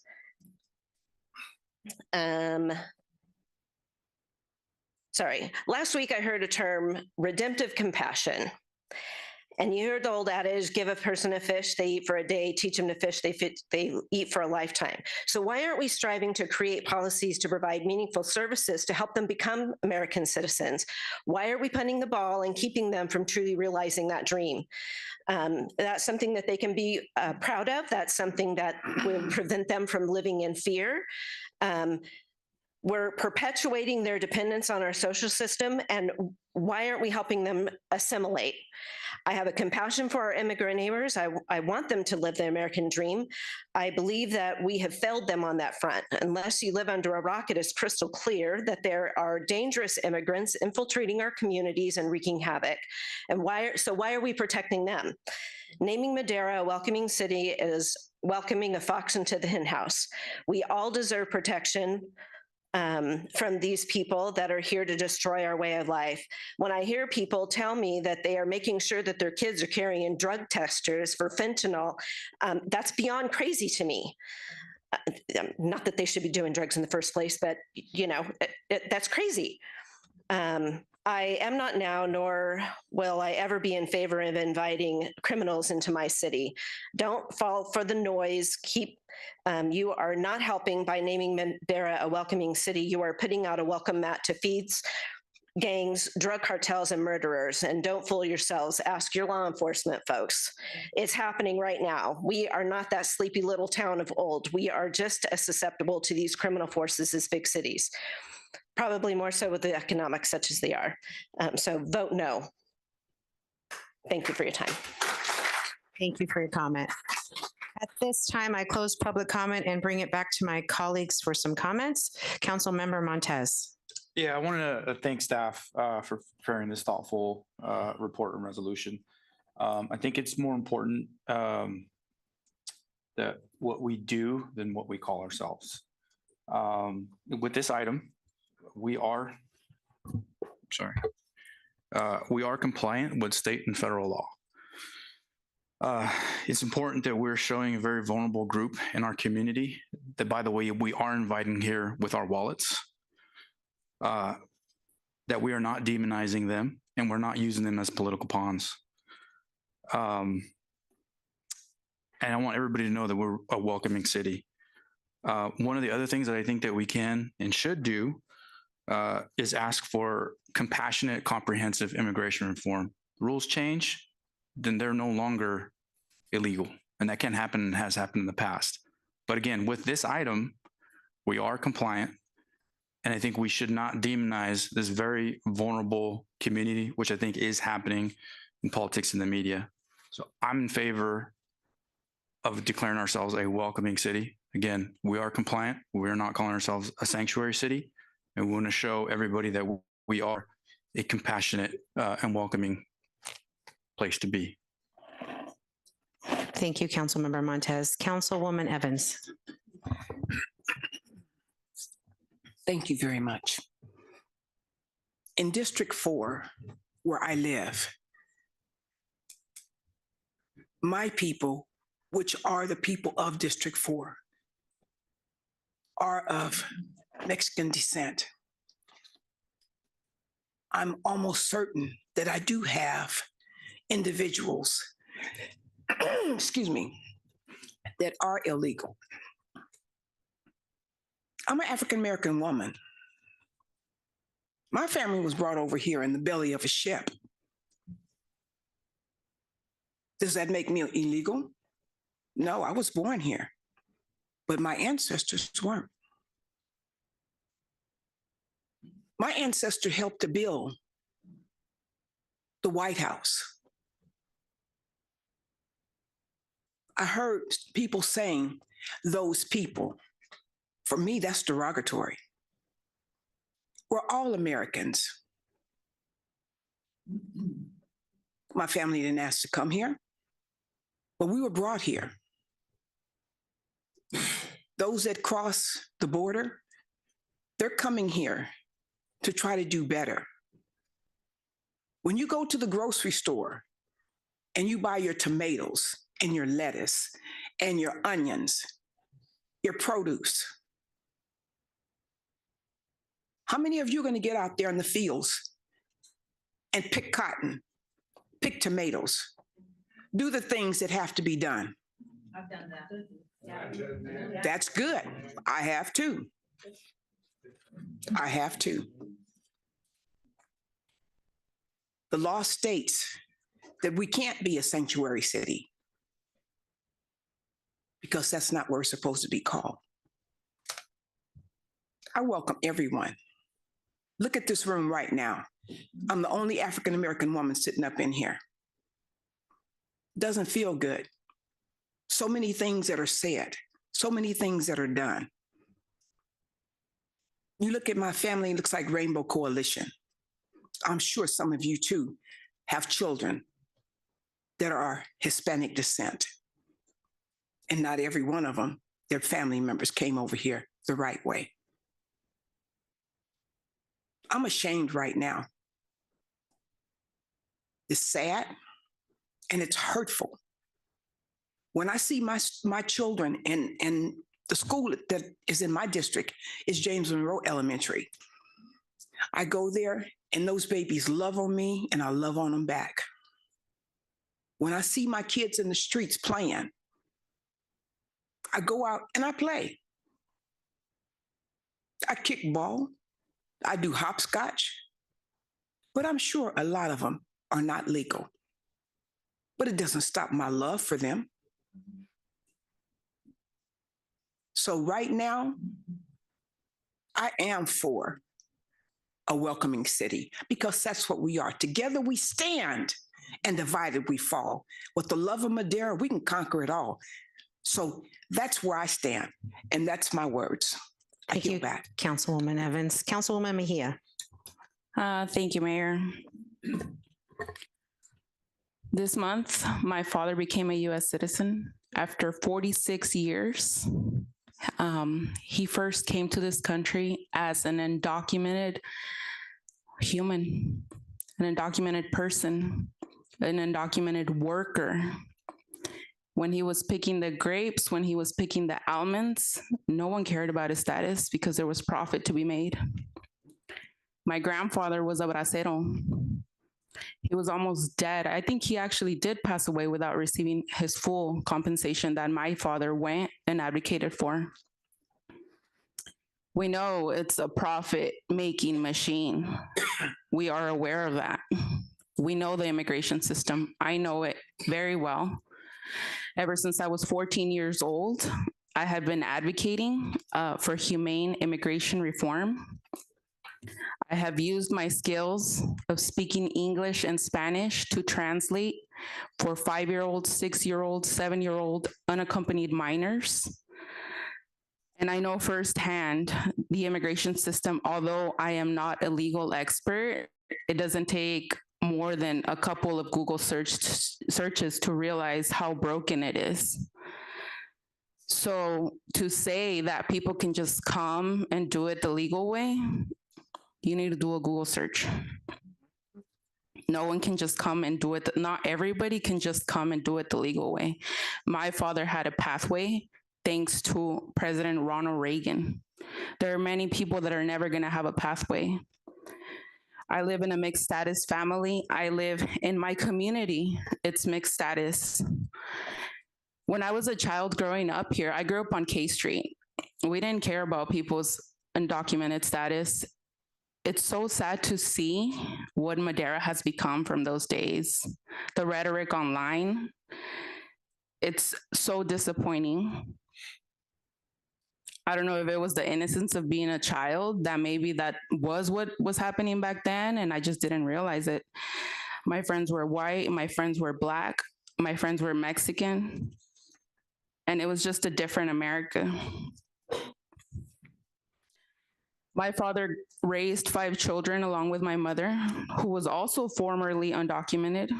All of us are law-abiding, tax-paying citizens.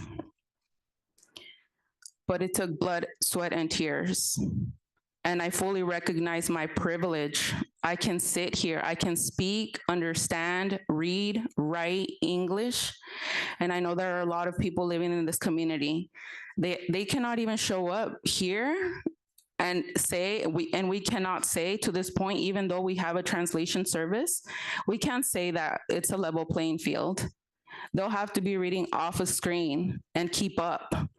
If there's people here that speak English and they don't recognize that this resolution was vetted fully by our city attorney, that our hardworking city staff put a lot of work into it, and they don't want to recognize that it keeps us compliant, as Councilmember Montes said. I can't even imagine if you don't even speak the language. In addition to the fact that people are living in fear all over Madera, that they can't just, a lot of people just feel the fear here. So with all of that being said, I just want to say that I join my fellow council members, Montes, Councilwoman Evans. Thank you so much for your comments. I am in full support of a welcoming city. Thank you, Councilwoman Mejia. Councilmember Zachariah. Thank you. I know this is a touchy subject for everyone.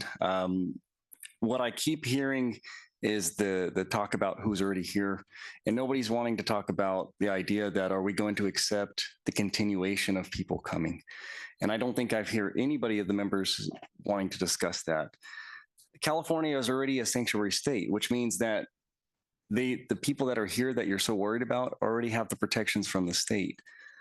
This proclamation, everybody has agreed, the attorneys agreed, everybody has said it does nothing more for our residents. It doesn't give them any more protections.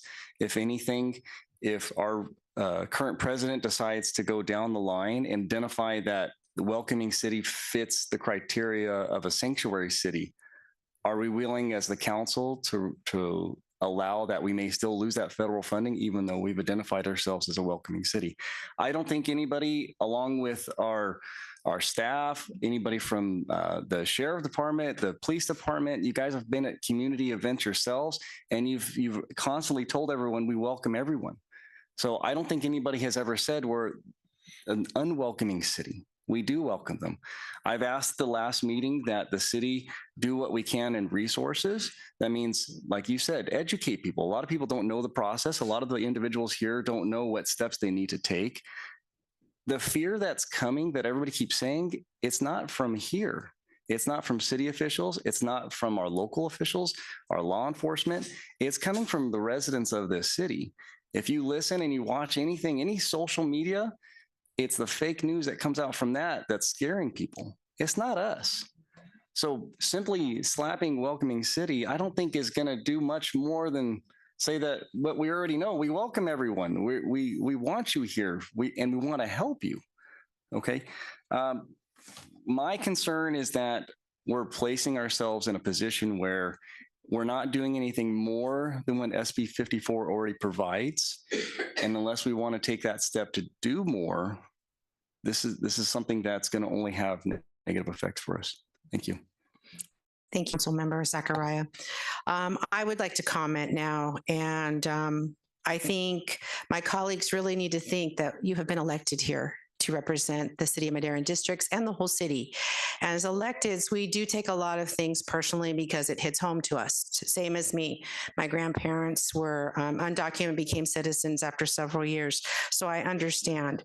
But my concern here is we receive a lot of federal money. And in order for this city to thrive and grow and sustain what we have as services to the community, we will need that income.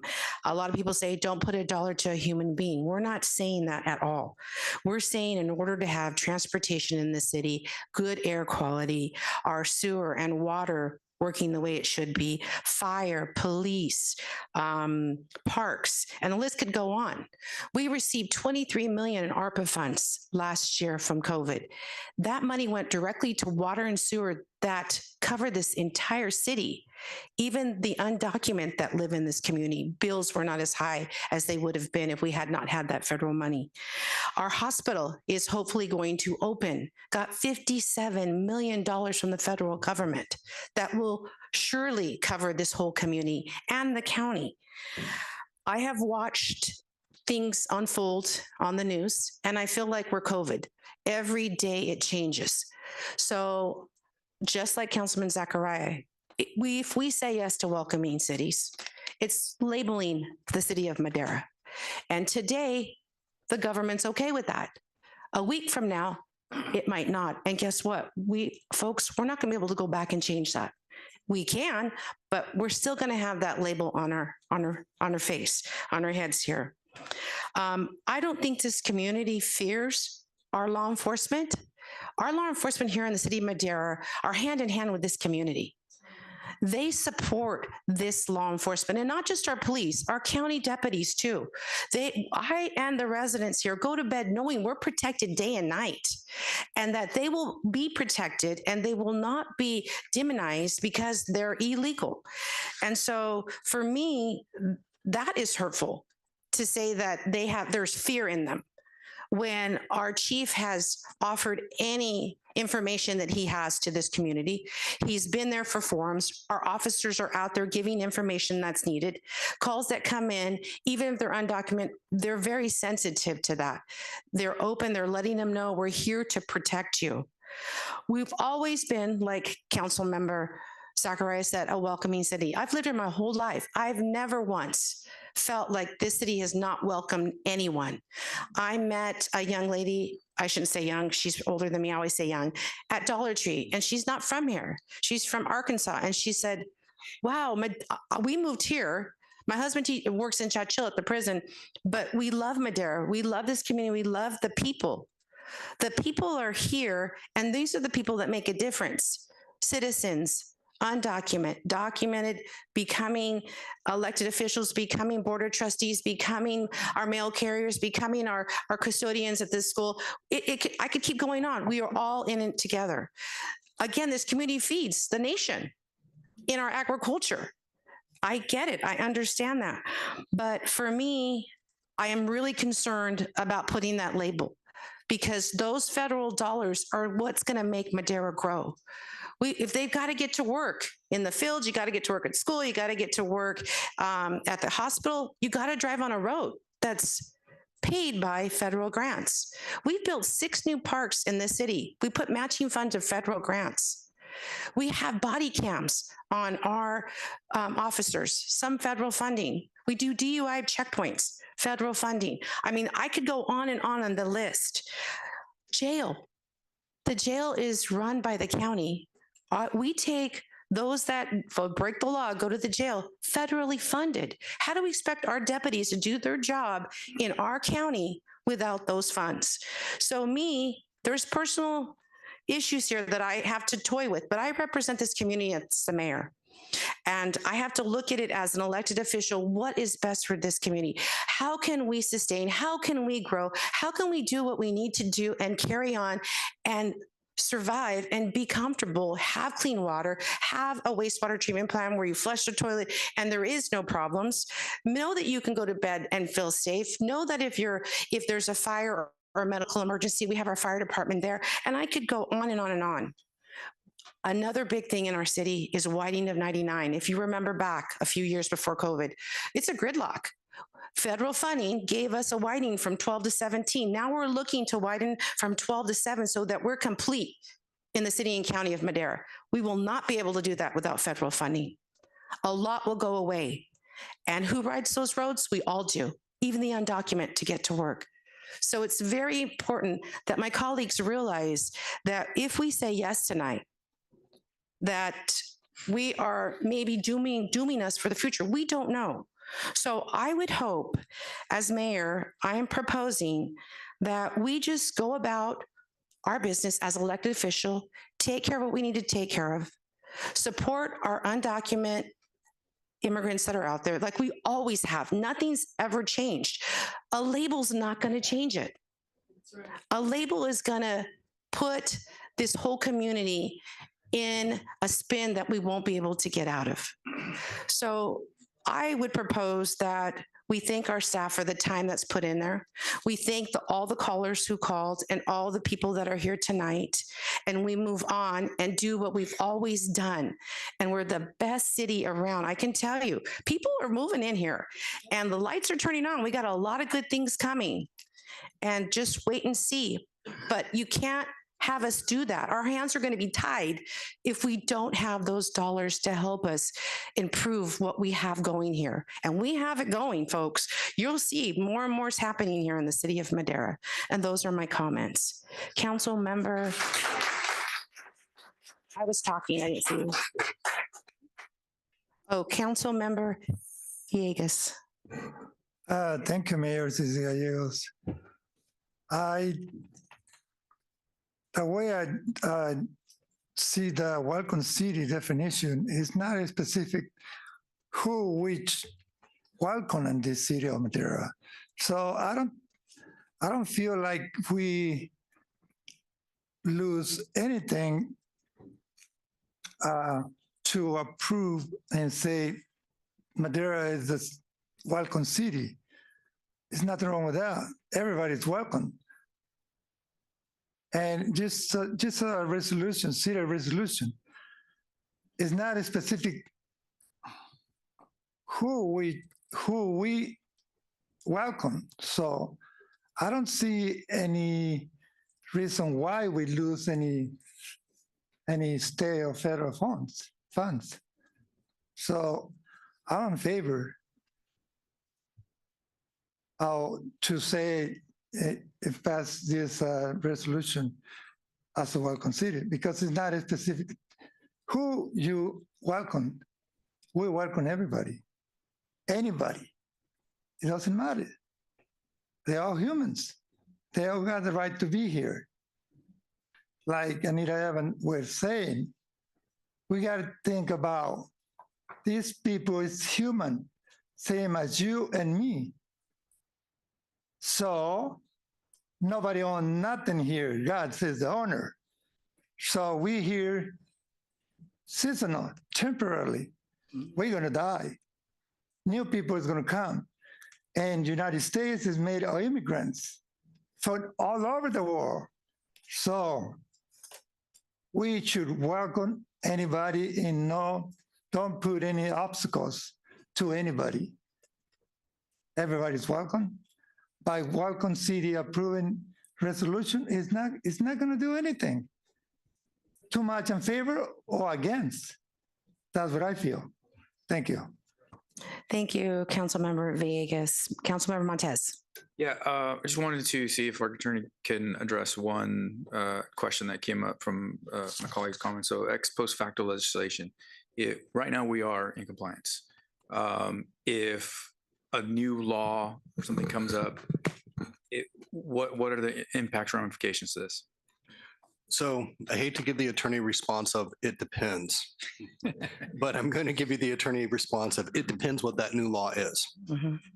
So if it's a interpretation of an existing law that has not been enforced, this concept of ex post facto or after the fact laws, and after the fact laws, when you do something that's legal, and then after the fact, they make it illegal and apply it retroactively.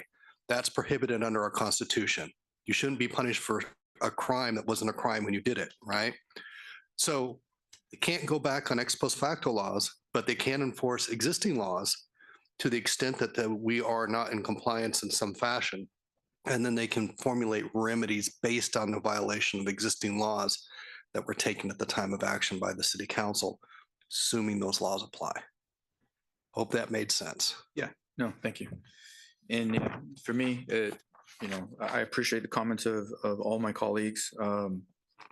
It doesn't change my support for this item. So those are my comments. Councilmember Zachariah. I wanted to kind of follow up. So, Shannon, there was a comment about how closely the welcoming city verbiage was to sanctuary city. And if viewed by a court, would you say that it is, besides the title, too closely representing a sanctuary city status and a welcoming city status? There is a distinction based on this particular resolution. Now, I would say a court, there's no telling what a court will do. You have a judge making their opinion. What I am concerned about is the federal government and their interpretation from the executive office of what these are and what these laws are. So I'm not necessarily worried about a court. I am concerned about the federal government.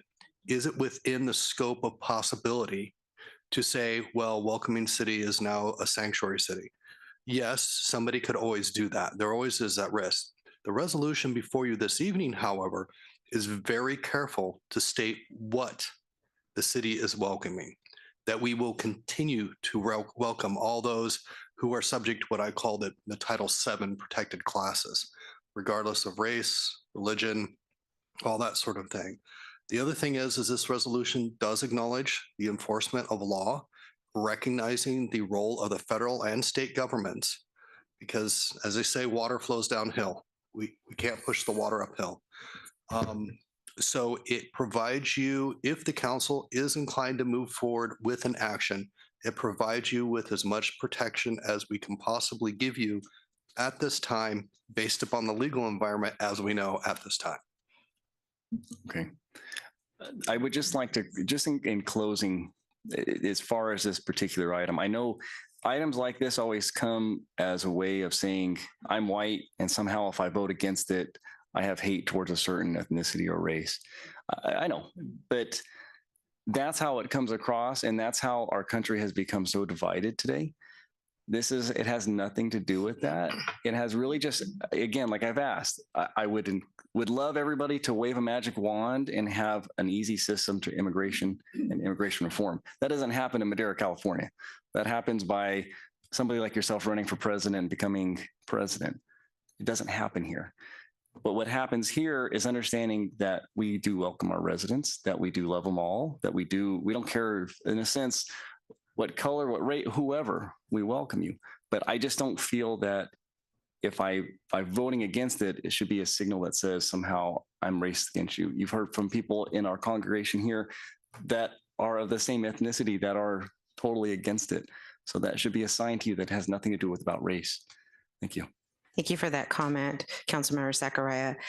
Just for my colleagues, and their comment was, if we say we're a welcoming city, it's different than sanctuary. But right now, Denver, Colorado is in jeopardy of losing their federal funding because they are a welcoming city. So it can happen with that label. If the courts are taking Denver to hold to their feet to the fire of becoming a welcoming city, and now they're going to lose funding that they so well need, just like our city does. That's just my comment. I see no further comments. Through the mayor, if there is a motion, a resolution takes 4 affirmative votes to pass. Thank you. Okay. With that, I move on to D2. I will move that we approve item D1. Second it. I have a motion and a second. City Clerk, can you do a roll call, please? Mayor Pro Tem Rodriguez is absent. Councilmember Zachariah? No. Councilmember Montes? Yes. Councilmember Evans? Yes. Councilmember Mejia? Yes. Councilmember Villegas? Yes. And Mayor Gallegos? No. Passes with 4 yes votes, 2 no votes. Moving on, City Clerk. D2.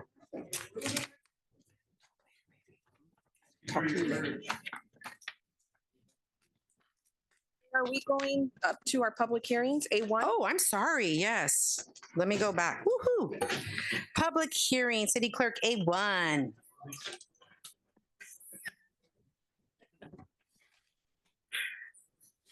Item A1, Ordinance Text Amendment 2024-03 for the amendment of Chapter 3, Title 10, Planning and Zoning of the City Municipal Code. Thank you. And that will be presented by Senior Planner Smith. Welcome. Good evening, Mayor. Good evening, council members. This is the Ordinance Text Amendment OTA 202403. The existing City of Madeira Municipal Code sets time limits for the expiration of site plan reviews, use permits, and variances. This text amendment seeks to change those deadline time limits on those permits. So in all of these instances, the site plan approvals, use permit approvals, and variance approvals will be extended from 12 and 6 months through to 24 months to benefit our applicants who will have the benefit of being able to apply for renewals every 24 months rather than every 12 or 6 months. Under the California Environmental Quality Act, this action would be exempt under Title 14, Chapter 3, Section number 15,000, as the project is consistent with the action. And the recommendation from staff is to waive the full reading and introduce the title by ordinance for the CEQA exemption and for the time extensions for the site plan review, use permit, and variances. Staff is available for questions should you have them. Thank you. Thank you for that report. I bring it back to my colleagues for any questions. I see none. I will open it up for public comment at this time. Anyone online or on Zoom? City Clerk Gonzalez. We have none, Mayor. Thank you for that. At this time, I will have our city attorney waive the reading. The language is to waive the full reading and introduce by title only an ordinance of the City Council of the City of Madera determining the project is exempt pursuant to CEQA guidelines 15061B3 of the California Environmental Quality Act, CEQA guidelines, and amending Chapter 3 of Title 10, Planning and Zoning of the City Municipal Code CMC regarding lapse of site plan approval, CMC Section 10-3.4.0114, termination of use permit, CMC 10-3.1311A, and termination of a variance, CMC 10-3.1411. Thank you. Thank you for that. Is there a motion entertained from my colleagues? I make a motion. I'll second. I have a motion and a second. All those in favor say aye. Aye. Aye. Aye. Those opposed, and we have Councilwoman Evans not present. Motion passes. A2, City Clerk. Thank you, City Planner Smith, very much. That Item was easy. A2, military equipment, use ordinance and policy. All right, Lieutenant Adams will be presenting this evening. Welcome. Thank you.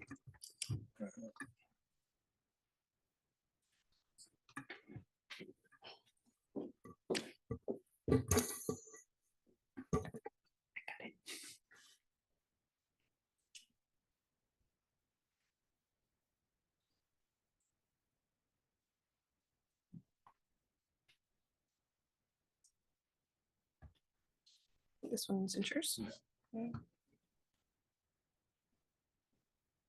Let me close this out.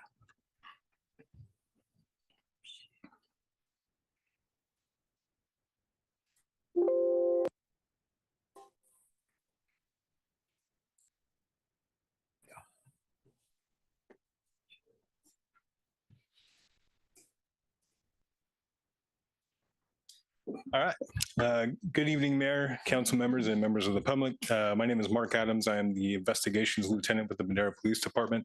And I'm just going to do a presentation over AB 481 and the Madera Police Department's military equipment use report.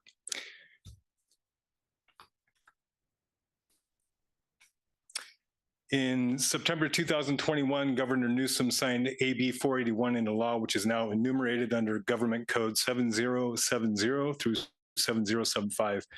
AB 481 was created to promote transparency, accountability, and oversight surrounding the use and acquisition of military equipment by law enforcement. AB 481 requires law enforcement agencies to obtain approval from the governing body by an ordinance adopting military equipment use policy. In June of 2022, City Council adopted Ordinance number 994, approving the Police Department's military equipment use policy. Annually, the City Council must vote to renew, change, or deny the ordinance. The Police Department must provide an annual report outlining its use of military equipment, inventory, and acquisition for the prior calendar year. The report must be made available to the public within 30 days of a public hearing, which our report was posted to the city website on February 19th. And the report must be presented on a platform open to the public, which tonight meets that requirement. Military equipment. Items defined as military equipment include, but are not limited to, the following. UAS or unmanned aerial systems, also referred to as drones, robots, diversionary devices, commonly referred to as flashbangs, mobile command posts, chemical agents and smoke canisters like the CS gas that our SWAT often uses for situations, breaching equipment, kinetic energy weapons, which are less lethal shotgun, the beanbag rounds would qualify as those, kinetic energy projectiles, armored vehicles. The Madera Police Department currently possesses and utilizes various items classified as military equipment to achieve our law enforcement objective. There are a multitude of situations in which this equipment can be deployed. When this equipment is used, it is often because there is no reasonable alternative that can achieve the same objective of officer and community safety. I'm about to show you a video that was taken from one of our drones. Just a little bit of background on it. Police were dispatched to a domestic violence incident in which a female was held captive by her significant other. While in captivity of her significant other, he threatened her, held a gun to her head. This subject happened to be on parole. Officers arrived. We attempted to negotiate his peaceful surrender. And in this video, you'll see that he attempts to discard a gun, but eventually breaks perimeter into the neighboring residence area and stuff like that. So by the use of this drone, we were able to prevent putting our law enforcement officers in a situation where an armed confrontation with a criminal could have ended in either an officer's injury or the injury of the suspect.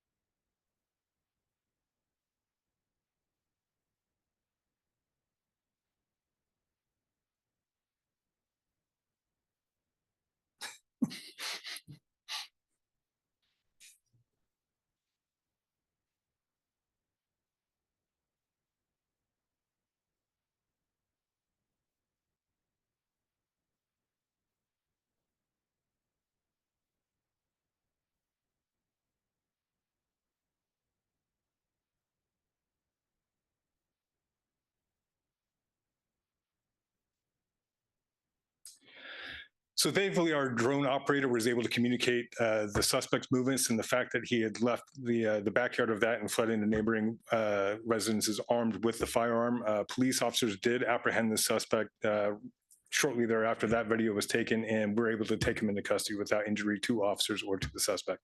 And that was through the use of the drone. There are other alternatives such as helicopters and stuff, but you're talking tens of millions of dollars for equipment upkeep. So the drone program itself has been a huge asset to the Madera Police Department and to the community safety. So, but yeah, again, the drone is technically considered military equipment.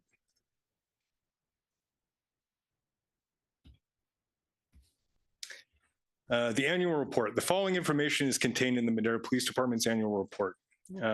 Detailed list of equipment type and quantity currently possessed by the Madera Police Department, the number of times each piece of equipment was utilized during the calendar year, any unauthorized uses or violations of the military equipment use report, which I'm happy to report there were none. Fiscal impact as it pertains to the military equipment. So going into replacements for expendable projectiles or upkeep of military equipment. And our recommendation is council review the military use policy ordinance and annual report, and by minute order, affirm the ordinance and accept the annual military equipment use report. And that concludes my presentation. So if there are any questions, I'd be happy to answer. All right, I bring it back to my colleagues for any questions or comments. I see none. I'm just going to comment on it, Lieutenant Adams. I have to tell you, we're truly blessed to have this equipment. Your report was very detailed. I see that we didn't use much of it. Maybe two things I think we used out of that big, long list of military equipment that we have. So thank you for that report. Open it for public comment. Anybody in the house have a comment? I see none on Zoom or in Writing. We have none, Mayor. Thank you. Thank you, City Clerk Gonzalez. With that, I close public comment. I bring it back to my colleagues for a motion. Move to approve item A2. Second. I have a motion and a second. All those in favor say aye. Aye. Those opposed, motion passes. Councilwoman Evans not present.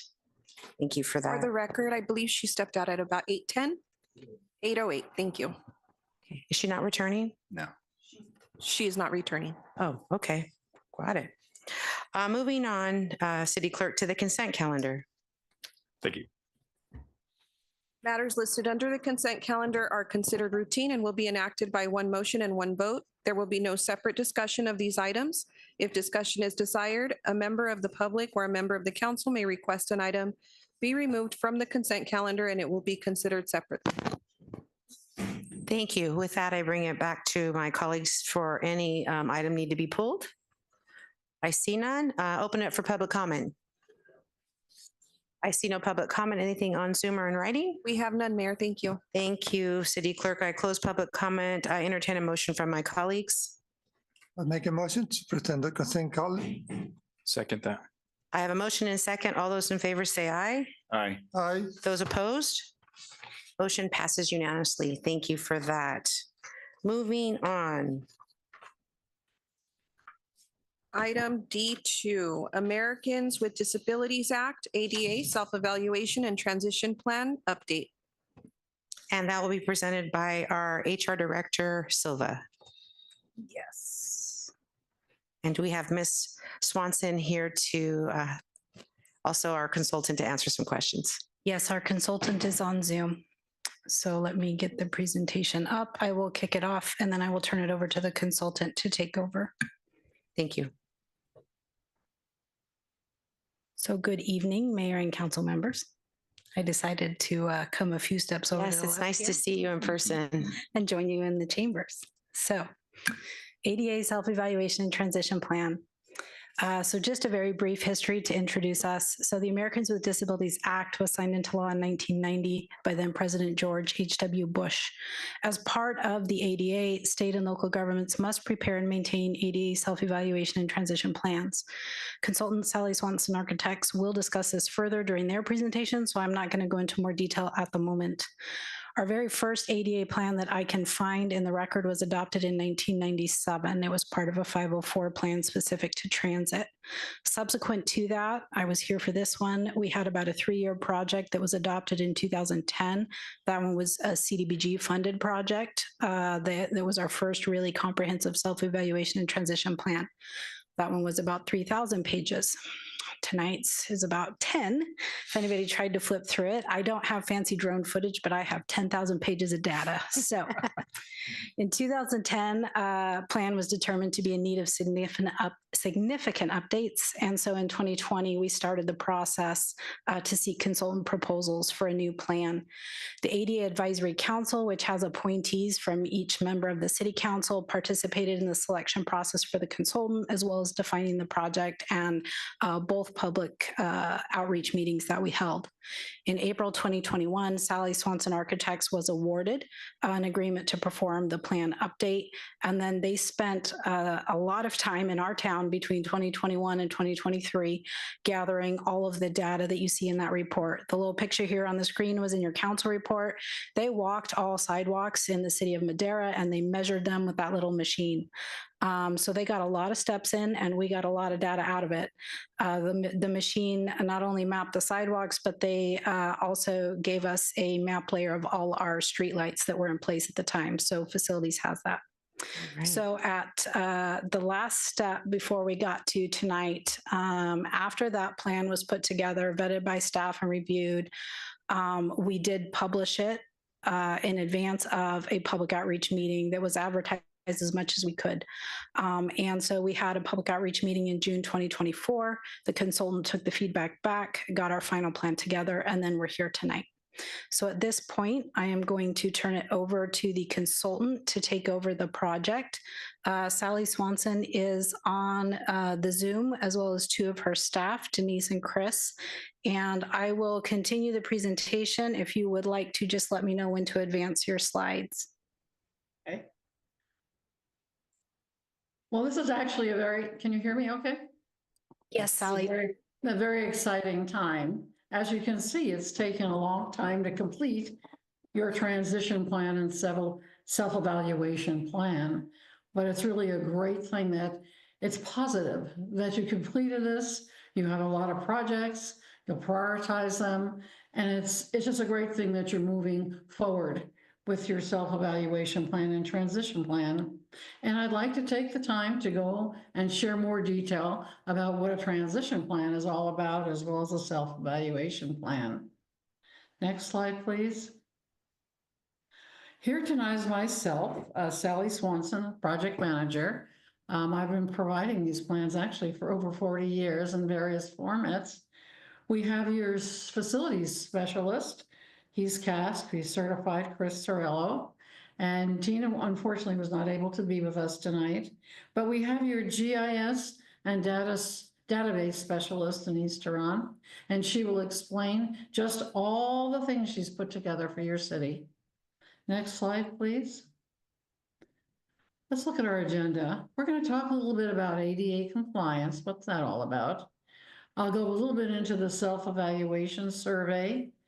We'll talk about your facilities survey, as well as your public rights of way survey, and we hope you have some questions and answers. We'll be presenting a lot of very technical drawings and issues and codes. So if you don't understand, please say, hey, come on, be a little more specific. I want to understand this. Let's talk a little bit about ADA compliance. And in all honesty, what they're saying is that there's got to be an equal opportunity for everybody, whether you're blind, deaf, or in a chair, or even cognitive. If you have autism, schizophrenia, you're really frightened, the environment has to work for you. It has to be easy to access. You have to be able to provide all the wonderful services and all the different contracts that exist in your city. It also says that you must have effective communication, and of course your new construction must be to code if you have any additions or alterations, but it really reaches out to your population. I mean, what you're saying is we're opening our doors. We were a welcoming city now, and we want to welcome everybody. And we've made the steps to do it. Next slide, please. I guess I have to say that I've always felt from many, many years, my friend, as I was a little kid, had polio, and she was in pain and her arm shortened, and I could just see how she struggled. And at that time, I just felt that the environment should really, everybody should participate. Everybody should be able to show who they are and become strong. And the environment shouldn't hold you back. The policies shouldn't hold you back. And as I've moved through the years, I've been so excited to see that more people can participate. More people can show their strengths, maybe their weaknesses. But ADA to me has just been a wonderful thing. And thank you, President Bush, for moving this forward. Next slide, please. What is a self-evaluation? Well, a self-evaluation, we've met with all your city leaders and your directors, and we talked about programs, services, and activities, as well as grievance procedures. And we have many, many items that we'd like to discuss with you, but you can certainly review them. We also needed to have your transition plan after conducting your self-evaluation plan and work with public entity departments for modifications. So this is something we spent years going through departments, looking at a lot of your policies and sharing new and wonderful policies with you as well. Next slide, please. So what did we look at? We looked at support for the deaf and the hearing. We looked at support for the blind and the visually impaired, printed materials, presentation best practices. We looked at grievances procedures, which I think is quite important. I gotta let you know what's not working. You gotta have emergency evacuation procedures as reasonable accommodation processes. So we listed the basic, just the very basic policies of your city and made sure that they're current, made sure they were equitable, and they're really very inclusive. It was a great process. Next slide, please. What happens in a transition plan? Let's have a look at that. First of all, we surveyed your built environment. We surveyed everything.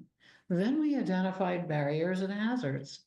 We prioritized. These barriers have to be identified and corrected immediately. We did a lot of planning for barrier mitigation. So you only had so much money, but every year we'll be doing a little bit more. We'll saying, look at the most critical issues first, and we'll plan throughout the years how to address the other issues. And we had an ADA employee that we worked with. And that was very important as well. We have an official administrator of the plan, your ADA coordinator.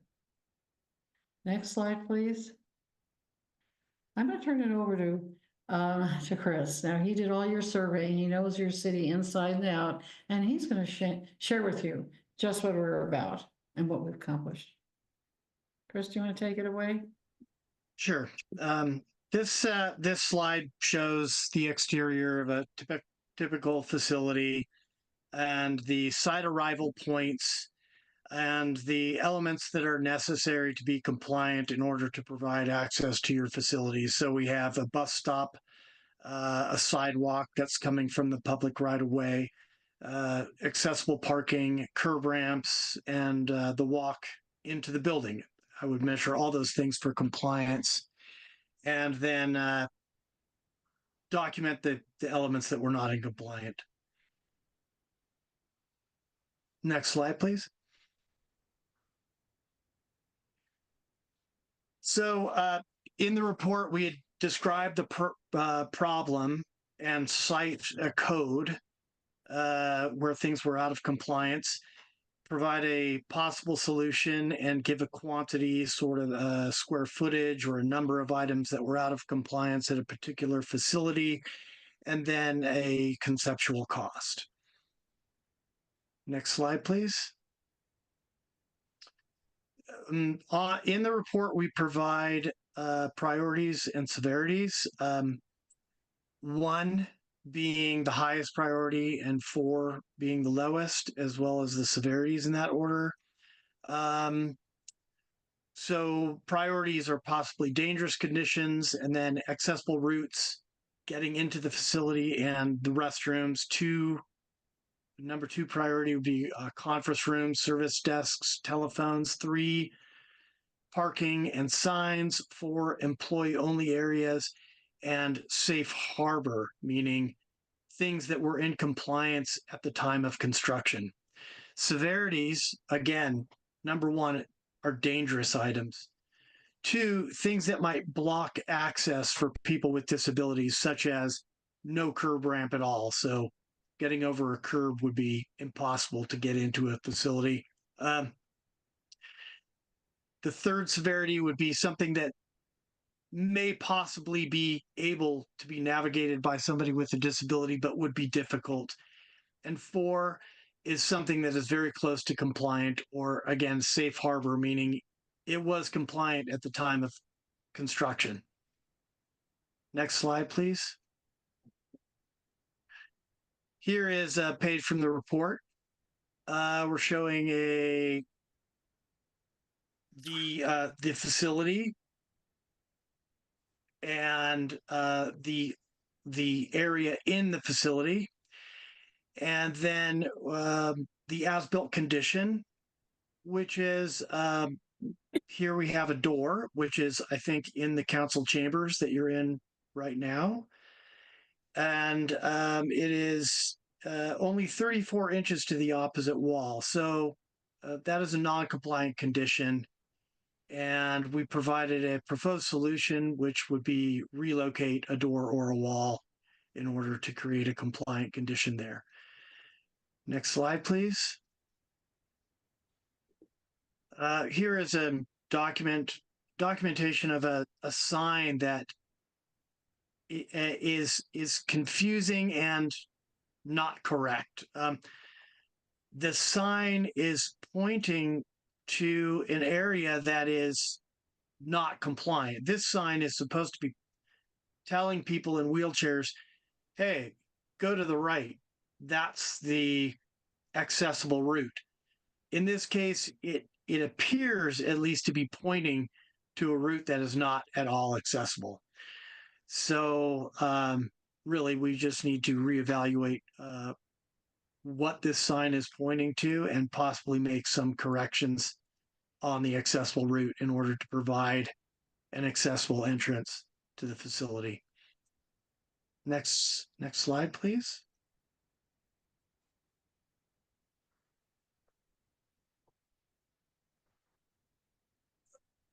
Here we are. Okay, so this slide is talking about what are reasonable modifications. So it is citing the government code, and facilities are required to be accessible, but there are cases where a facility really can't be reasonably altered. And in that case, the facility is not required to be altered. Undue burden is something where it might be so costly to make that alteration that it's just not reasonable. It can't be done even by the city. They don't have the money to do that. Or let's say it would only be, it's never really used even. That might be a case where it's, why spend $1 million on something that is hardly used? The second one, a fundamental alteration. So if you have, let's say, a museum, a pioneer home, obviously that wasn't built to today's accessible codes and standards, and altering that to be accessible to today's standards would just fundamentally alter the flavor of that museum piece. That would not be required to be altered, physically altered. Next, the direct threat is something that typically applies to hiring. So to use sort of a ridiculous scenario, but is a direct threat would be, I want to be a firefighter. Well, you're blind, okay? That would be hiring somebody who was blind to fight fires could pose a direct threat to everybody else, right? So really, this is just trying to say, hey, we need to be reasonable in what we do. Accommodation modification request should be submitted to the ADA coordinator, and the ADA coordinator will work with the appropriate department and respond to the person who submitted the request. Next slide, please. Denise? Would we like Denise to take over? Hi, yes. Good evening, everyone. I'm going to talk about the public rights of way survey. So for public rights of way, we surveyed all the pedestrian signals in every curb ramp and every inch of the sidewalks all over the city of Madera. Next slide, please. After we collected this huge amount of data, we translated it into a hopefully easy to read report format. This is a sample page from the curb ramps report, and as you can see, we have the intersection ID and the cross street information at the top, and we have the orientation and the type of the curb ramp. Also, we highlight the most severe issue for this particular curb ramp on the left-hand side with the as-built description and the as-is measurement, and we propose a solution to this issue. And towards the middle of the page, we list all the federal and state codes associated with this particular issue. And on the right-hand side, we list all the other measurements that were taken belonging to this particular curb ramp. And the red ones are the ones that are out of compliance, in addition to the one that was highlighted on the left-hand side. And below that, we have like a conceptual cost, and also we have a priority number, which reflects the final ranking for this particular barrier. And we have two descriptive pictures for each of these barriers in all our reports. Next slide, please. And I want to explain a little bit about the priority number that we have on the report pages for each barrier. So our ranking system consists of two steps. One of them, the first one is called the activity score. And this is only for the pro barriers because it measures the likelihood of the foot traffic that a particular barrier will get. We have a extensive amount of criteria we look at to calculate this activity score, but basically it depends on the frequency of use, the location of the particular curb ramp or pedestrian signal or the sidewalk, and also we take into consideration the population density and especially the senior population density. And our second step is the calculating the severity score. This is how much a barrier is deviates from current federal and state regulations, and the summation of each of these scores gives us the final priority score. Next slide, please. So these are the criteria we look at for the calculation of the activity score that I was just talking about. So if a curb ramp is close to city attractors such as the city hall, or if it is around the school, or if it is in a park, or if it is close to a hospital or senior center, or the population density is high, then it will receive the higher priority, meaning that it is suggested that it will be taken, it will be remediated as soon as possible versus the other ones. Next slide, please. And in the end, we generate these JS maps. They show the final ranking for each barrier that we surveyed. This is the final sidewalks map for the city of Madera. And we categorized the rankings into like 4 main classes as low, medium, high, and high. And from yellow to red, it becomes, it receives more priority, as if like it should be remediated. The sooner the better, basically, and it's mostly accumulated towards the town center, obviously, because where these attractors, the pedestrian attractors are. Next slide, please. And this is the final curb ramp. It's still the same manner. It was generated according to the ranking system as low, medium, high, and high. And the red ones are the most severe curb ramps that need to be taken care of as soon as possible versus the yellow ones. And the final map, please. Next slide, please. And the final map is the pedestrian signals map. It also shows the rankings for each pedestrian signals that were surveyed throughout Madera. And with that, I will be switching back to Sally. Well, thank you. Any questions? We really love them. But I really want to acknowledge the city of Madera for completing this plan and taking the steps that seem to be really represented in your city to include everybody, to create equality, diversity, which I will still support. I think is very important. And I'm really excited about giving you these documents. And we're here for you if you have any questions or need any direction, but you've got a lot of information, really good information to work with. And it sounds like you've got an amazing city. I really appreciated your presentations today. Just meant a lot to me. I want to let you know that. Thank you, Ms. Swanson. Okay. So now we have this plan. It's gigantic. So what are the next steps? So the plan compares existing city infrastructure, which has been built over a long period of time, against current ADA standards.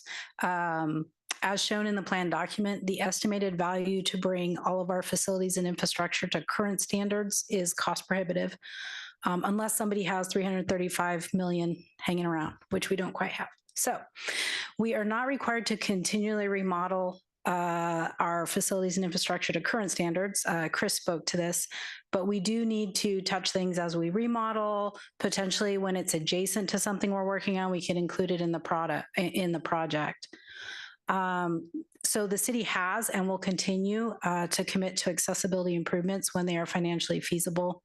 As part of the ADA plan and to comply with both federal and Caltrans requirements, we must designate the person responsible for ensuring budget appropriations. This was new compared to our old plans.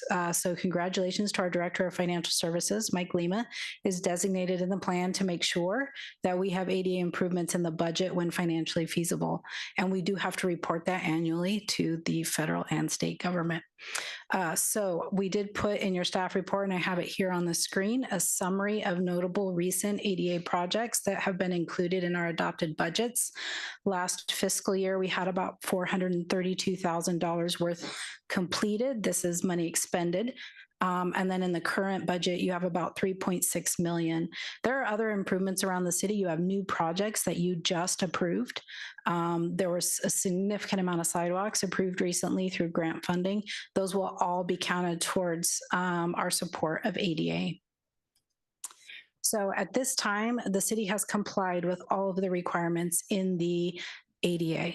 And we have a complete updated ADA self-evaluation and transition plan, and staff is recommending adoption of the plan as presented and prepared by Sally Swanson Architects. All right. Thank you, HR Director Silva, for that information. I have to tell you, if you want some reading, that's a 10,000-page report. It's going to be some fun reading there. I bring it back to my colleagues for any questions or comments. I see none. I open it up for public comment. Do we have, City Clerk, anybody online or on Zoom? We have none, Mayor. All right. I close public comment at this time and bring it back to my colleagues for comments or a motion. Move to approve item D2 as presented. Second. I have a motion and a second. All those in favor say aye. Aye. Aye. Those opposed, motion passes unanimously. At HR Director Silva. Next item. Thank you. Item is item D3, change order for the Avenue 13 Sewer Interceptor Rehabilitation Project, City Project SS00014 for excess cleaning and debris removal. Thank you, City Clerk Gonzalez. That will be presented by Deputy Engineer Bitter, and this is my favorite subject, so I'm excited. I'm excited too. Thank you, Mayor and members of the council. I know you were just saving this for the end to wake you up and get you going, is it not? It's not. Almost. There you go. Thank you. She earned that award for sure. So tonight we have before you an item to consider a change order related to the Avenue 13 Sewer Interceptor Project. And it's for excess cleaning and debris removal. But first I wanted to give a little background on the project, and because it's been a while since we've been before you discussing this topic. So the project was initiated as part of a condition assessment that we did back in 2020. And we used a closed circuit TV inspection where they run video down all the sewers to look for any issues. And the sewer trunk main in Avenue 13 was highlighted as showing deficiencies, and specifically a 4.6 mile section needed repair. So we hired MKN and Associates to, through an RFP process, to prepare the engineering and move the project into construction based on funding that we had available. And we were able to, they broke the project into 3 phases, and we were able to fund phases 1 and 2 together under the current project. And so this map shows that segment, and it goes from Road 25 or Granada all the way out to our treatment plant at Road 21.5. Phase 3 is designed and it's shelf ready, waiting to move forward with full funding. And we are also pursuing a phase 4, as we discovered back in January of 2023 that it was showing similar signs of deterioration. And so we are going to be moving forward in hopefully some design phases, and we're seeking funding for both phases at the moment. So the scope of the project was to rehabilitate the pipeline by placement of 42-inch and 48-inch cured in place pipeliner, and it matches the existing pipe that was in place. Part of that is bypass pumping, where you divert all of the flow for approximately a mile at a time, so they can complete the placement in phases. And there were a few manholes noted to be repaired, and then some frames and covers to be replaced. So the project was moving forward, and we advertised it in April of 2024. And in May of 2024, we received the bids. And the lowest bid was submitted from SAK Construction with a bid amount of $8,328,452.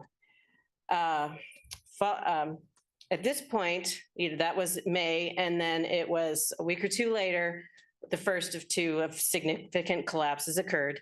And so fortunately, SAK was agreeable that they could consider mobilizing and assisting with the pumping to allow for the emergency repair, plus moving forward with the lining allows us to alleviate our concerns about the condition of the pipe and be cleared essentially out to the plant. So on June 12th, 2 days after the second collapse, we had an item to award the contract to SAK with a recommended 20% contingencies. And in fact, they were on site even 2 days prior setting up. So they hit the ground running. And the project, for the most part, progressed per plan with the full CIPP lining. It is substantially complete. We're done. We are lined from Granada all the way out to the plant. We had a walkthrough today, just covering items. There's a couple manholes that still need to be lined. They've had some delays with weather. And then if you ever drove out there, there were trenches that needed to be cut to accommodate the bypass pipeline. So those, as the pump company is pulling all their items out, we need to restore those trenches back to and better than county road standards. So we'll be as if we weren't there. So the reason why I brought up the timing of the award and the bidding versus the actual construction is because it's what presents the findings that are needed to determine what is an unavoidable or unforeseen condition. And so the contractor presented their bid based on what they knew at the time of bid. And in that very short amount of time, the conditions changed drastically out there, and we were operating under an emergency declaration. So we had accounted for a good part of those changes in the first couple of phases of the lining project. The lining, it took 4 phases to complete it. And we recognized that there were significant costs associated with the debris, which is removing the material that's in the pipe. It had to be 100% removed. And then we have to clean it before we can line it. And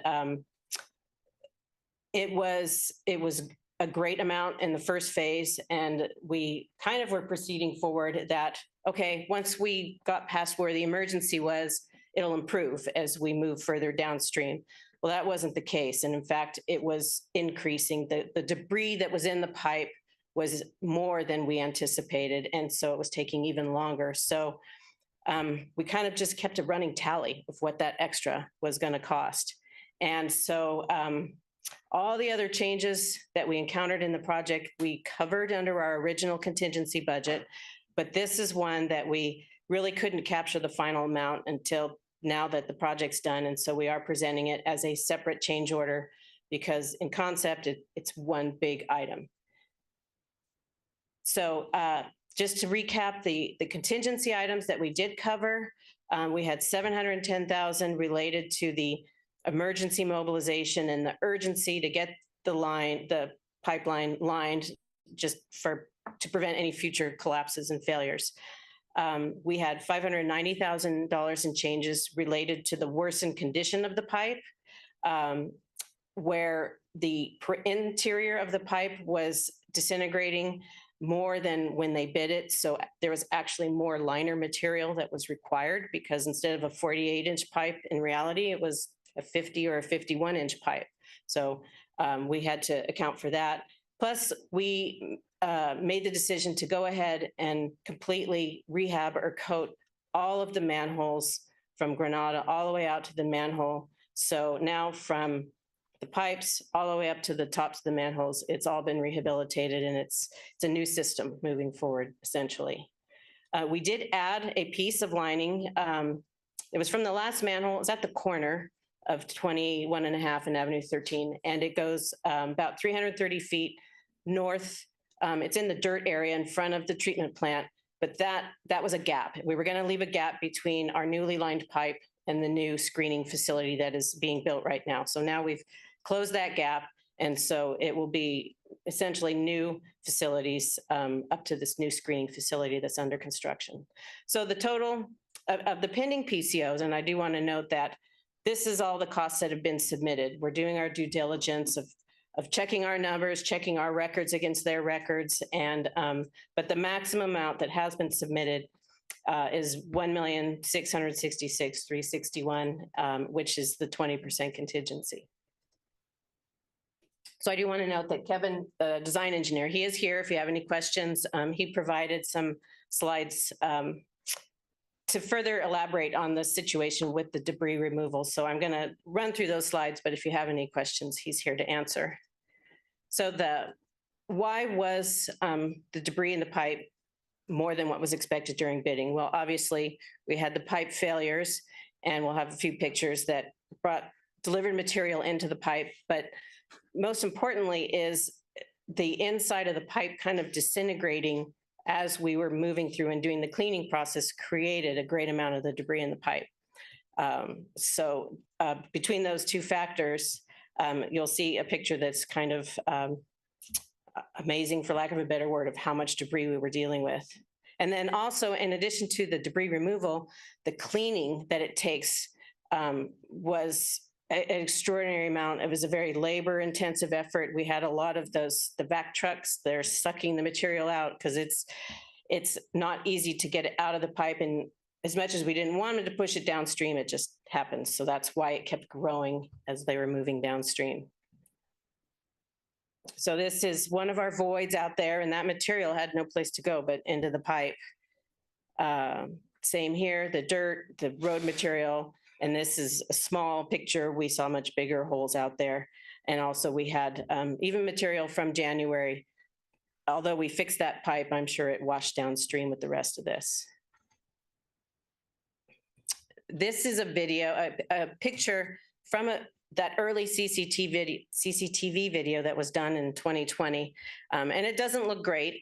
There's exposed concrete, but we've gotten very familiar, and we're looking for signs of the metal rebar, it'd be the rusted rebar cage inside. You don't see that here. And the water's flowing. You would presume there'd be typical debris underneath that. But so that's what the contractor was bidding on. This picture shows what the pipe now looked like right before it was lined. So you can see that now there is rebar showing. So all that concrete has, kind of been kicked off of the edge of the pipe and is now, it was at the bottom, and then they had to eventually clean it out. And the shoulder or bench, it's kind of representative of where the water level is. That has corroded more than when it was in the previous video. So it just shows how much of the pipe actually, up to 2 inches had fallen in. Now this is also over 3 miles. So that's a lot of material in the pipe. So that's the rebar there that was not exposed in the others. This is one bin of material that came out. The project, we had 49 of these bins that got delivered out to the landfill. So yeah, we got the final tally just a couple weeks ago of that. Here is the debris that was collected. And what you'll see is aggregate, and that's from the pipe itself and also maybe from the roadbed. You'll see a lot of the sand, again, that's used in creating the cement for the pipe. it's not your usual sewer debris. If it was the typical material that you can imagine, ending up in your sewers, paper and plastic bags occasionally and whatnot, it's a lot easier to clean out. But this is essentially like having to excavate a road through a 8-inch suction from a vac truck in the pipe. So that's why it took so long too. And so a lot of the costs are associated just with the time and labor. So approving this change order will increase the project by 2.5 million to 13,326,988. The funds would come from the sewer capital outlay funds. But I did want to note that in reality, the total costs, even with this change, is less than what the engineer's opinion of this project would be back in April. So, and that's largely due to the competitive bid from SAK. So here's the original budget that we presented at council. It was the project, which included the contract, 20% contingencies, plus usually 10% for construction management, inspection, and testing. The budget was supposed to be 10.8 million. Adding the $2.5 million to the project budget here gets us to 13,326,988. And the original recommended budget before the project was even bid was 14.6 million. So we still came in ahead of budget through all of this. Well, we had an emergency repair that was a little expensive that we had to fix. So tonight, our recommendation is to adopt the resolution authorizing an increase in the contingencies to approve the change order in an amount not to exceed 2.5 million, and that addresses the excess cleaning and debris removal by SAK Construction related to the emergency repairs. I will note that the contractor, a representative from the contractor, Mr. Scott Odell, is online if you had any questions. And of course, we're here. Thank you for that report, Deputy Engineer Bitter. I'll bring it back to my colleagues for any questions or concerns. I just have a comment. I would like to thank SAK for coming to our beck and needs at that dire emergency state that we were at. And it's a team effort. It was the main trunk line to this city, so it affected every resident in the city of Madera.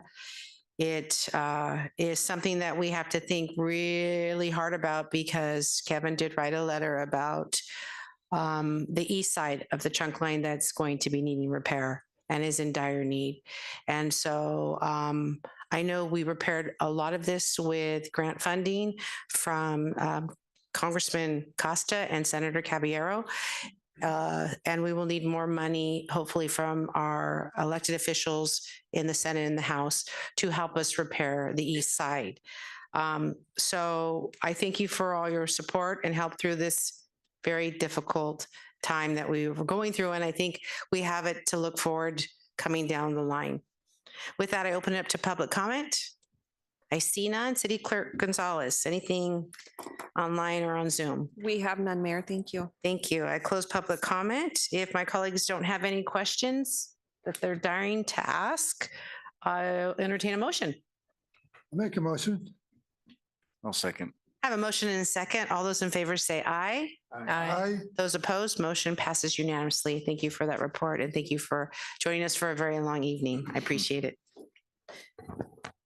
City Clerk, moving on. Next item. Item E1 is select recipient for the proclamations in the month of April. And that will be presented by our City Clerk, Gonzalez.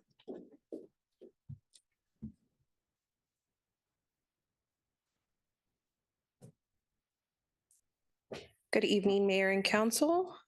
Tonight, I bring a familiar item to you. We're going to discuss the proclamation recipients for the month of March.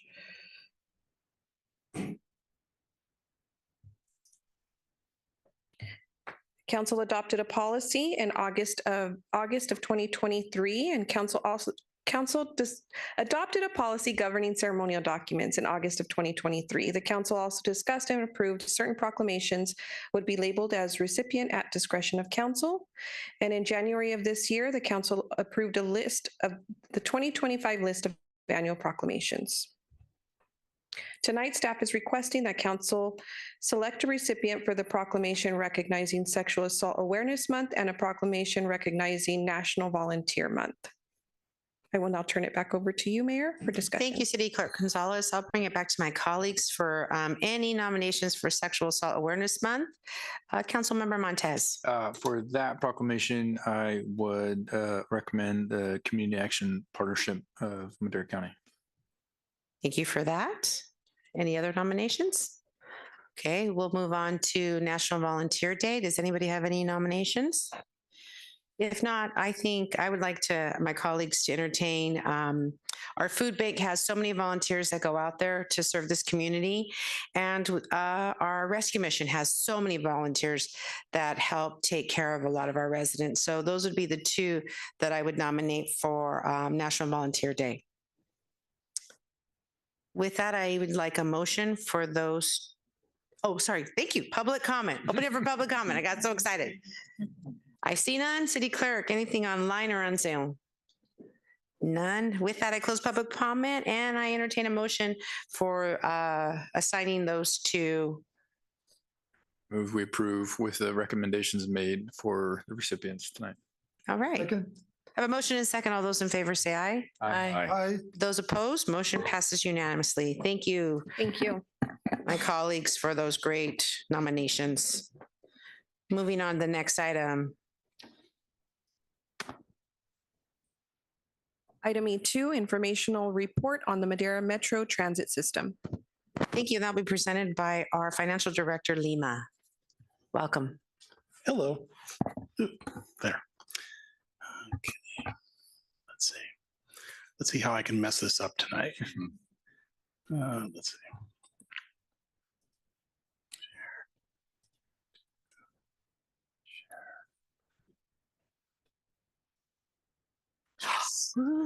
Hey. Yes. Okay. Good evening, Council. Mike Lima, Director of Financial Services. I realize that I'm one of the few things standing between you and adjournment, so I will try to make this as brief as possible. Tonight, I'm pleased to present the Madera Metro Transit presentation. It's an informational presentation on the activity that's occurred during the months of October and December 2024. This presentation will include discussion of reporting, basically statistics, ridership statistics, some marketing efforts we did, these special events, as well as some project updates. So before you, the slide before you has a summary of ridership between October 1st and December 31st, 2024. In the staff report, we broke this out over two tables. It's table 1 was weekday traffic and table 2 is weekend. This that you see in front of you combines those two tables. So you're seeing a summary here. We had a total ridership of 21,162 passengers in the quarter. 16,912 of those were fixed route. 3,710 were dial-a-ride and 540 were ADA paratransit. These numbers are a decline.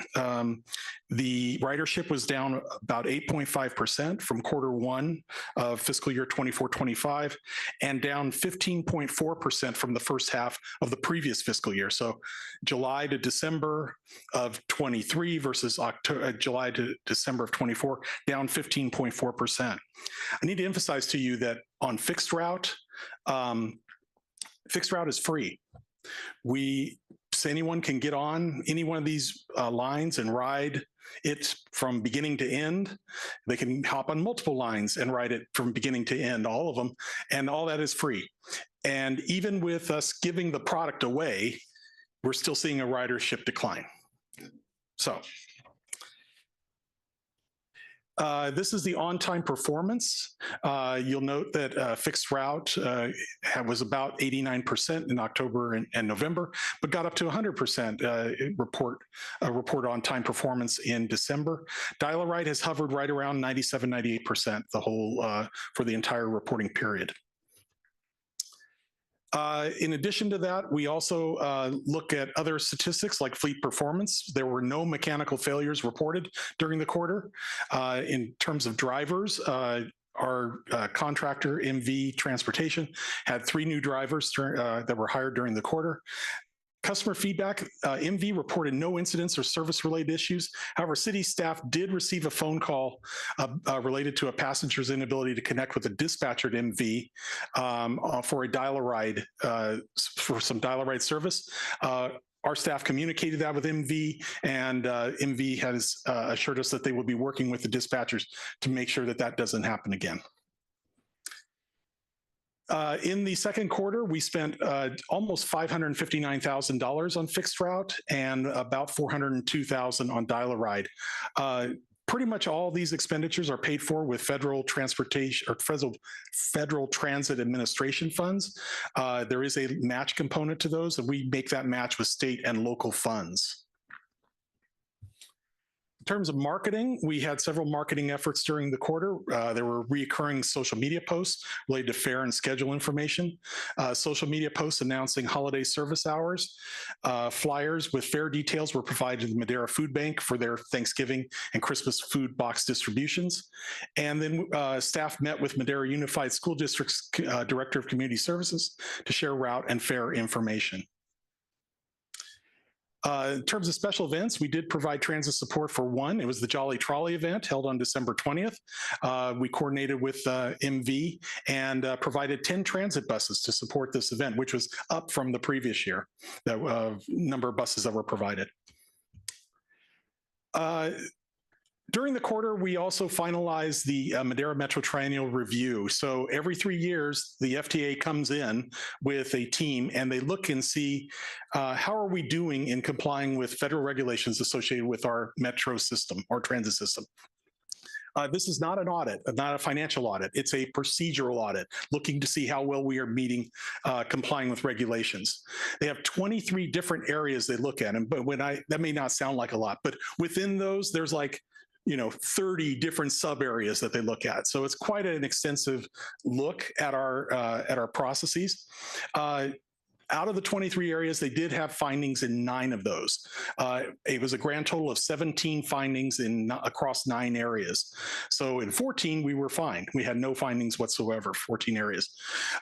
All those, of those 17 findings, 16 have been fully addressed. And the remaining last one will be addressed before the end of this month. So we are on pace to address everything that the FTA found. Finally, looking at some of the big projects that we've got in works right now, on our Madera Transit Plan, a new bus stop signage has been received. We've installed that at all the stops. We've removed all the inactive bus stop poles, and we're putting in solar lighting at all the stops, and we expect that to be done by June 30th of this year. We are continuing to do the renovation of the intermodal project. It remains in phase 3 construction documents, but we expect that to be complete very soon and then begin phase 4 bidding and construction administration by May 1st of this year. We are looking at microtransit. I know we've brought this up a few times. The microtransit microtransit feasibility study RFP went out. We received 4 proposals. I can tell you I'm on the committee and I've started reviewing them, so they are here. We do anticipate that we'll be back to council sometime in June with a contract and a recommendation for a contract award to begin a microtransit feasibility study. And finally, we do have the transit operator RFP. We are finalizing that draft. That will be out this month as well. And that concludes my presentation. And if you have any questions, I'd be glad to answer them.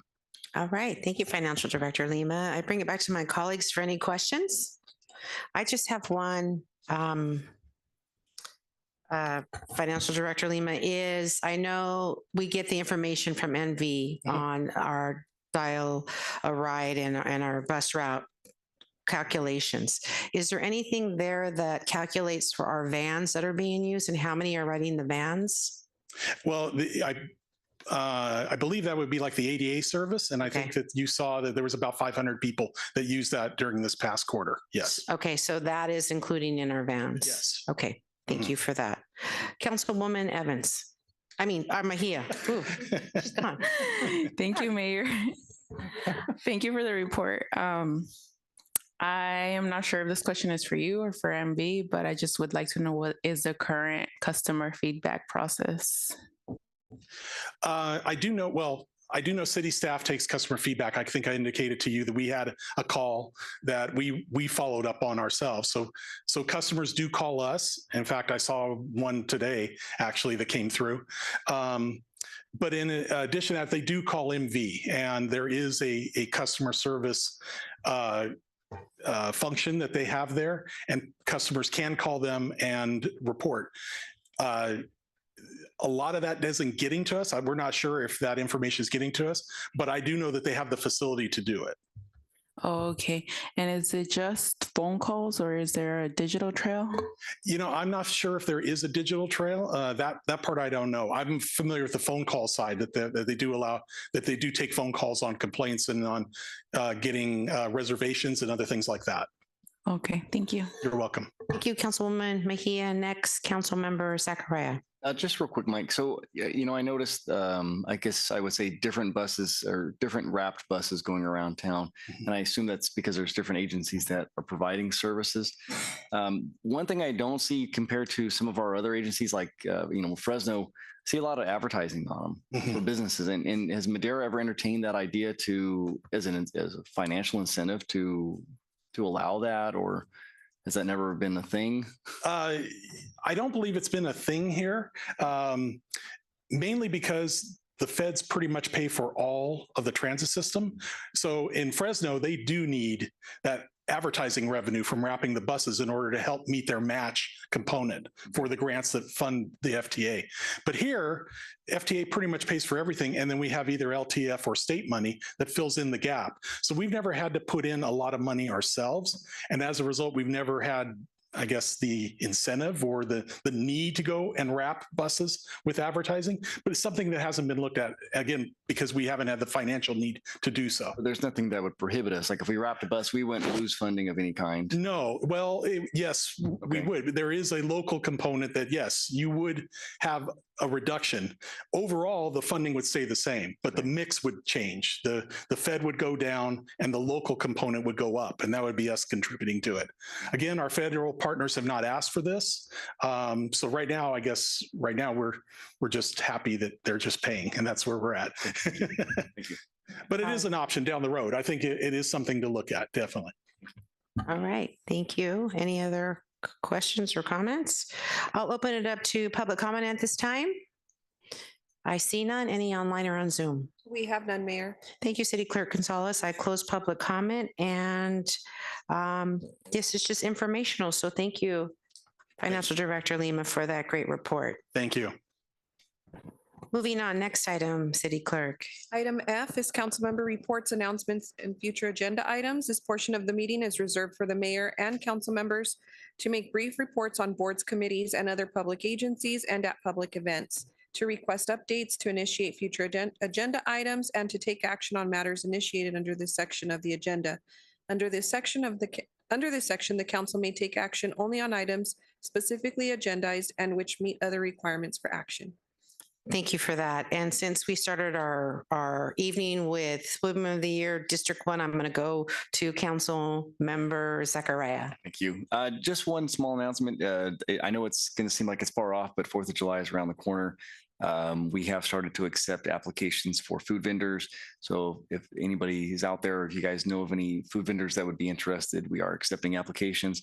And then also a reminder, it does take quite a bit of money to put on that event. So if there's anybody that is out there that would like to help contribute in the community, we do need to get started in those funds. So thank you. If they want to have a food vending, who do they contact? They would just contact myself. Okay. Yeah. Thank you. All right. Thank you for that.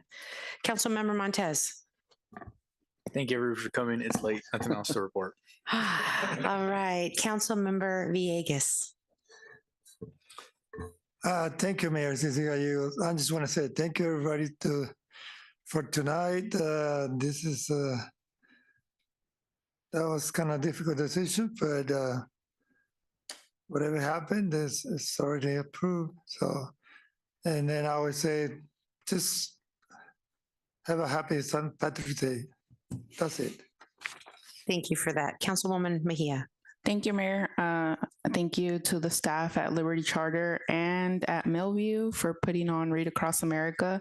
I had a great time reading to the children there, and I look forward to reading to the children at Sierra Vista Elementary. Also, there are 2 more days where we can vote for our Madera County Museum to be recognized. So don't forget to keep voting. And that's my report. Thank you, Mayor. Thank you, Council Mejia. It's late, so I'm going to go fast. We have opening ceremonies for the National Little League on Saturday at 10 o'clock. Everybody's welcome to join us. On March 18th, we will have our first town hall meeting in the city of Madera. We haven't had one in over 9 years. Our police department will be hosting that. So mark your calendars, March 18th, 6 o'clock, Madera South High School. We will start advertising by the end of this week or first of the next week. Last thing again is Read Across America. I would like to, thank you to all our staff who's going to be out there reading to our young, educated students in Madera Unified and in the county. So thank you if you are going to be reading out there in the next few days. One last thing is we have a staff member in our police department who just needs our prayers and support, and just to let him know that we're all thinking about him. And with that, City Attorney, can you take us into closed session? Thank you very much, Mayor. We have 2 items for closed session. Item G1 was conference with labor negotiators pursuant to Government Code Section 54957.6. Agency designated representatives Arnaldo Rodriguez, Winnie Silva, and Shay Johnson. The employee organizations of Madera affiliated city employees associations, Madera Police Officers Association, Mid-Managers Employee Group, and Law Enforcement Mid-Management Employee Group. Item G2 is conference with labor negotiators pursuant to Government Code Section 54957.6. The agency designated representative is Arnaldo Rodriguez and Shay Johnson. The unrepresented positions are Police Chief, Director of Parks and Community Services, City Engineer, Director of Human Resources, Director of Information Technology, Chief Building Official, Planning Manager, Director of Financial Services, Public Works Operations Director, and Director of Community Development. Thank you. Thank you for that. I open it up for public comment. I see someone coming to the podium. Awfully close, Chief. City Clerk, anything online or on Zoom? We have none, Mayor. All right, we will close public comment and adjourn, not adjourn, take a pause for closed session. Thank you for joining us this evening. We'll be back in a little bit if you'd like to stick around. Thank you.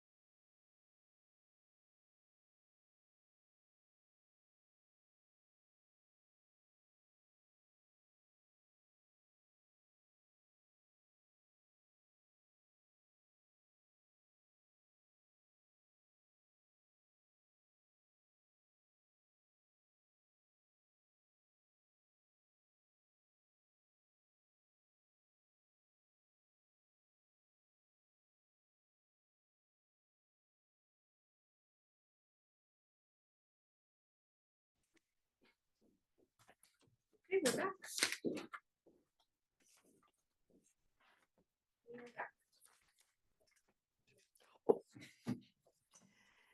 Thank you. We're back from closed session. City Attorney, can you please report? Thank you, Mr. Mayor, or Madam Mayor. It's been a long night. Thank you, Madam Mayor. There was no reportable action in closed session. Thank you. Thank you for that. At this time, please put on your calendar, our next meeting will be Wednesday, March 19th, 2025. And with that, I adjourn this meet 9:49. Thank you, everyone. Good night. Safe travels home.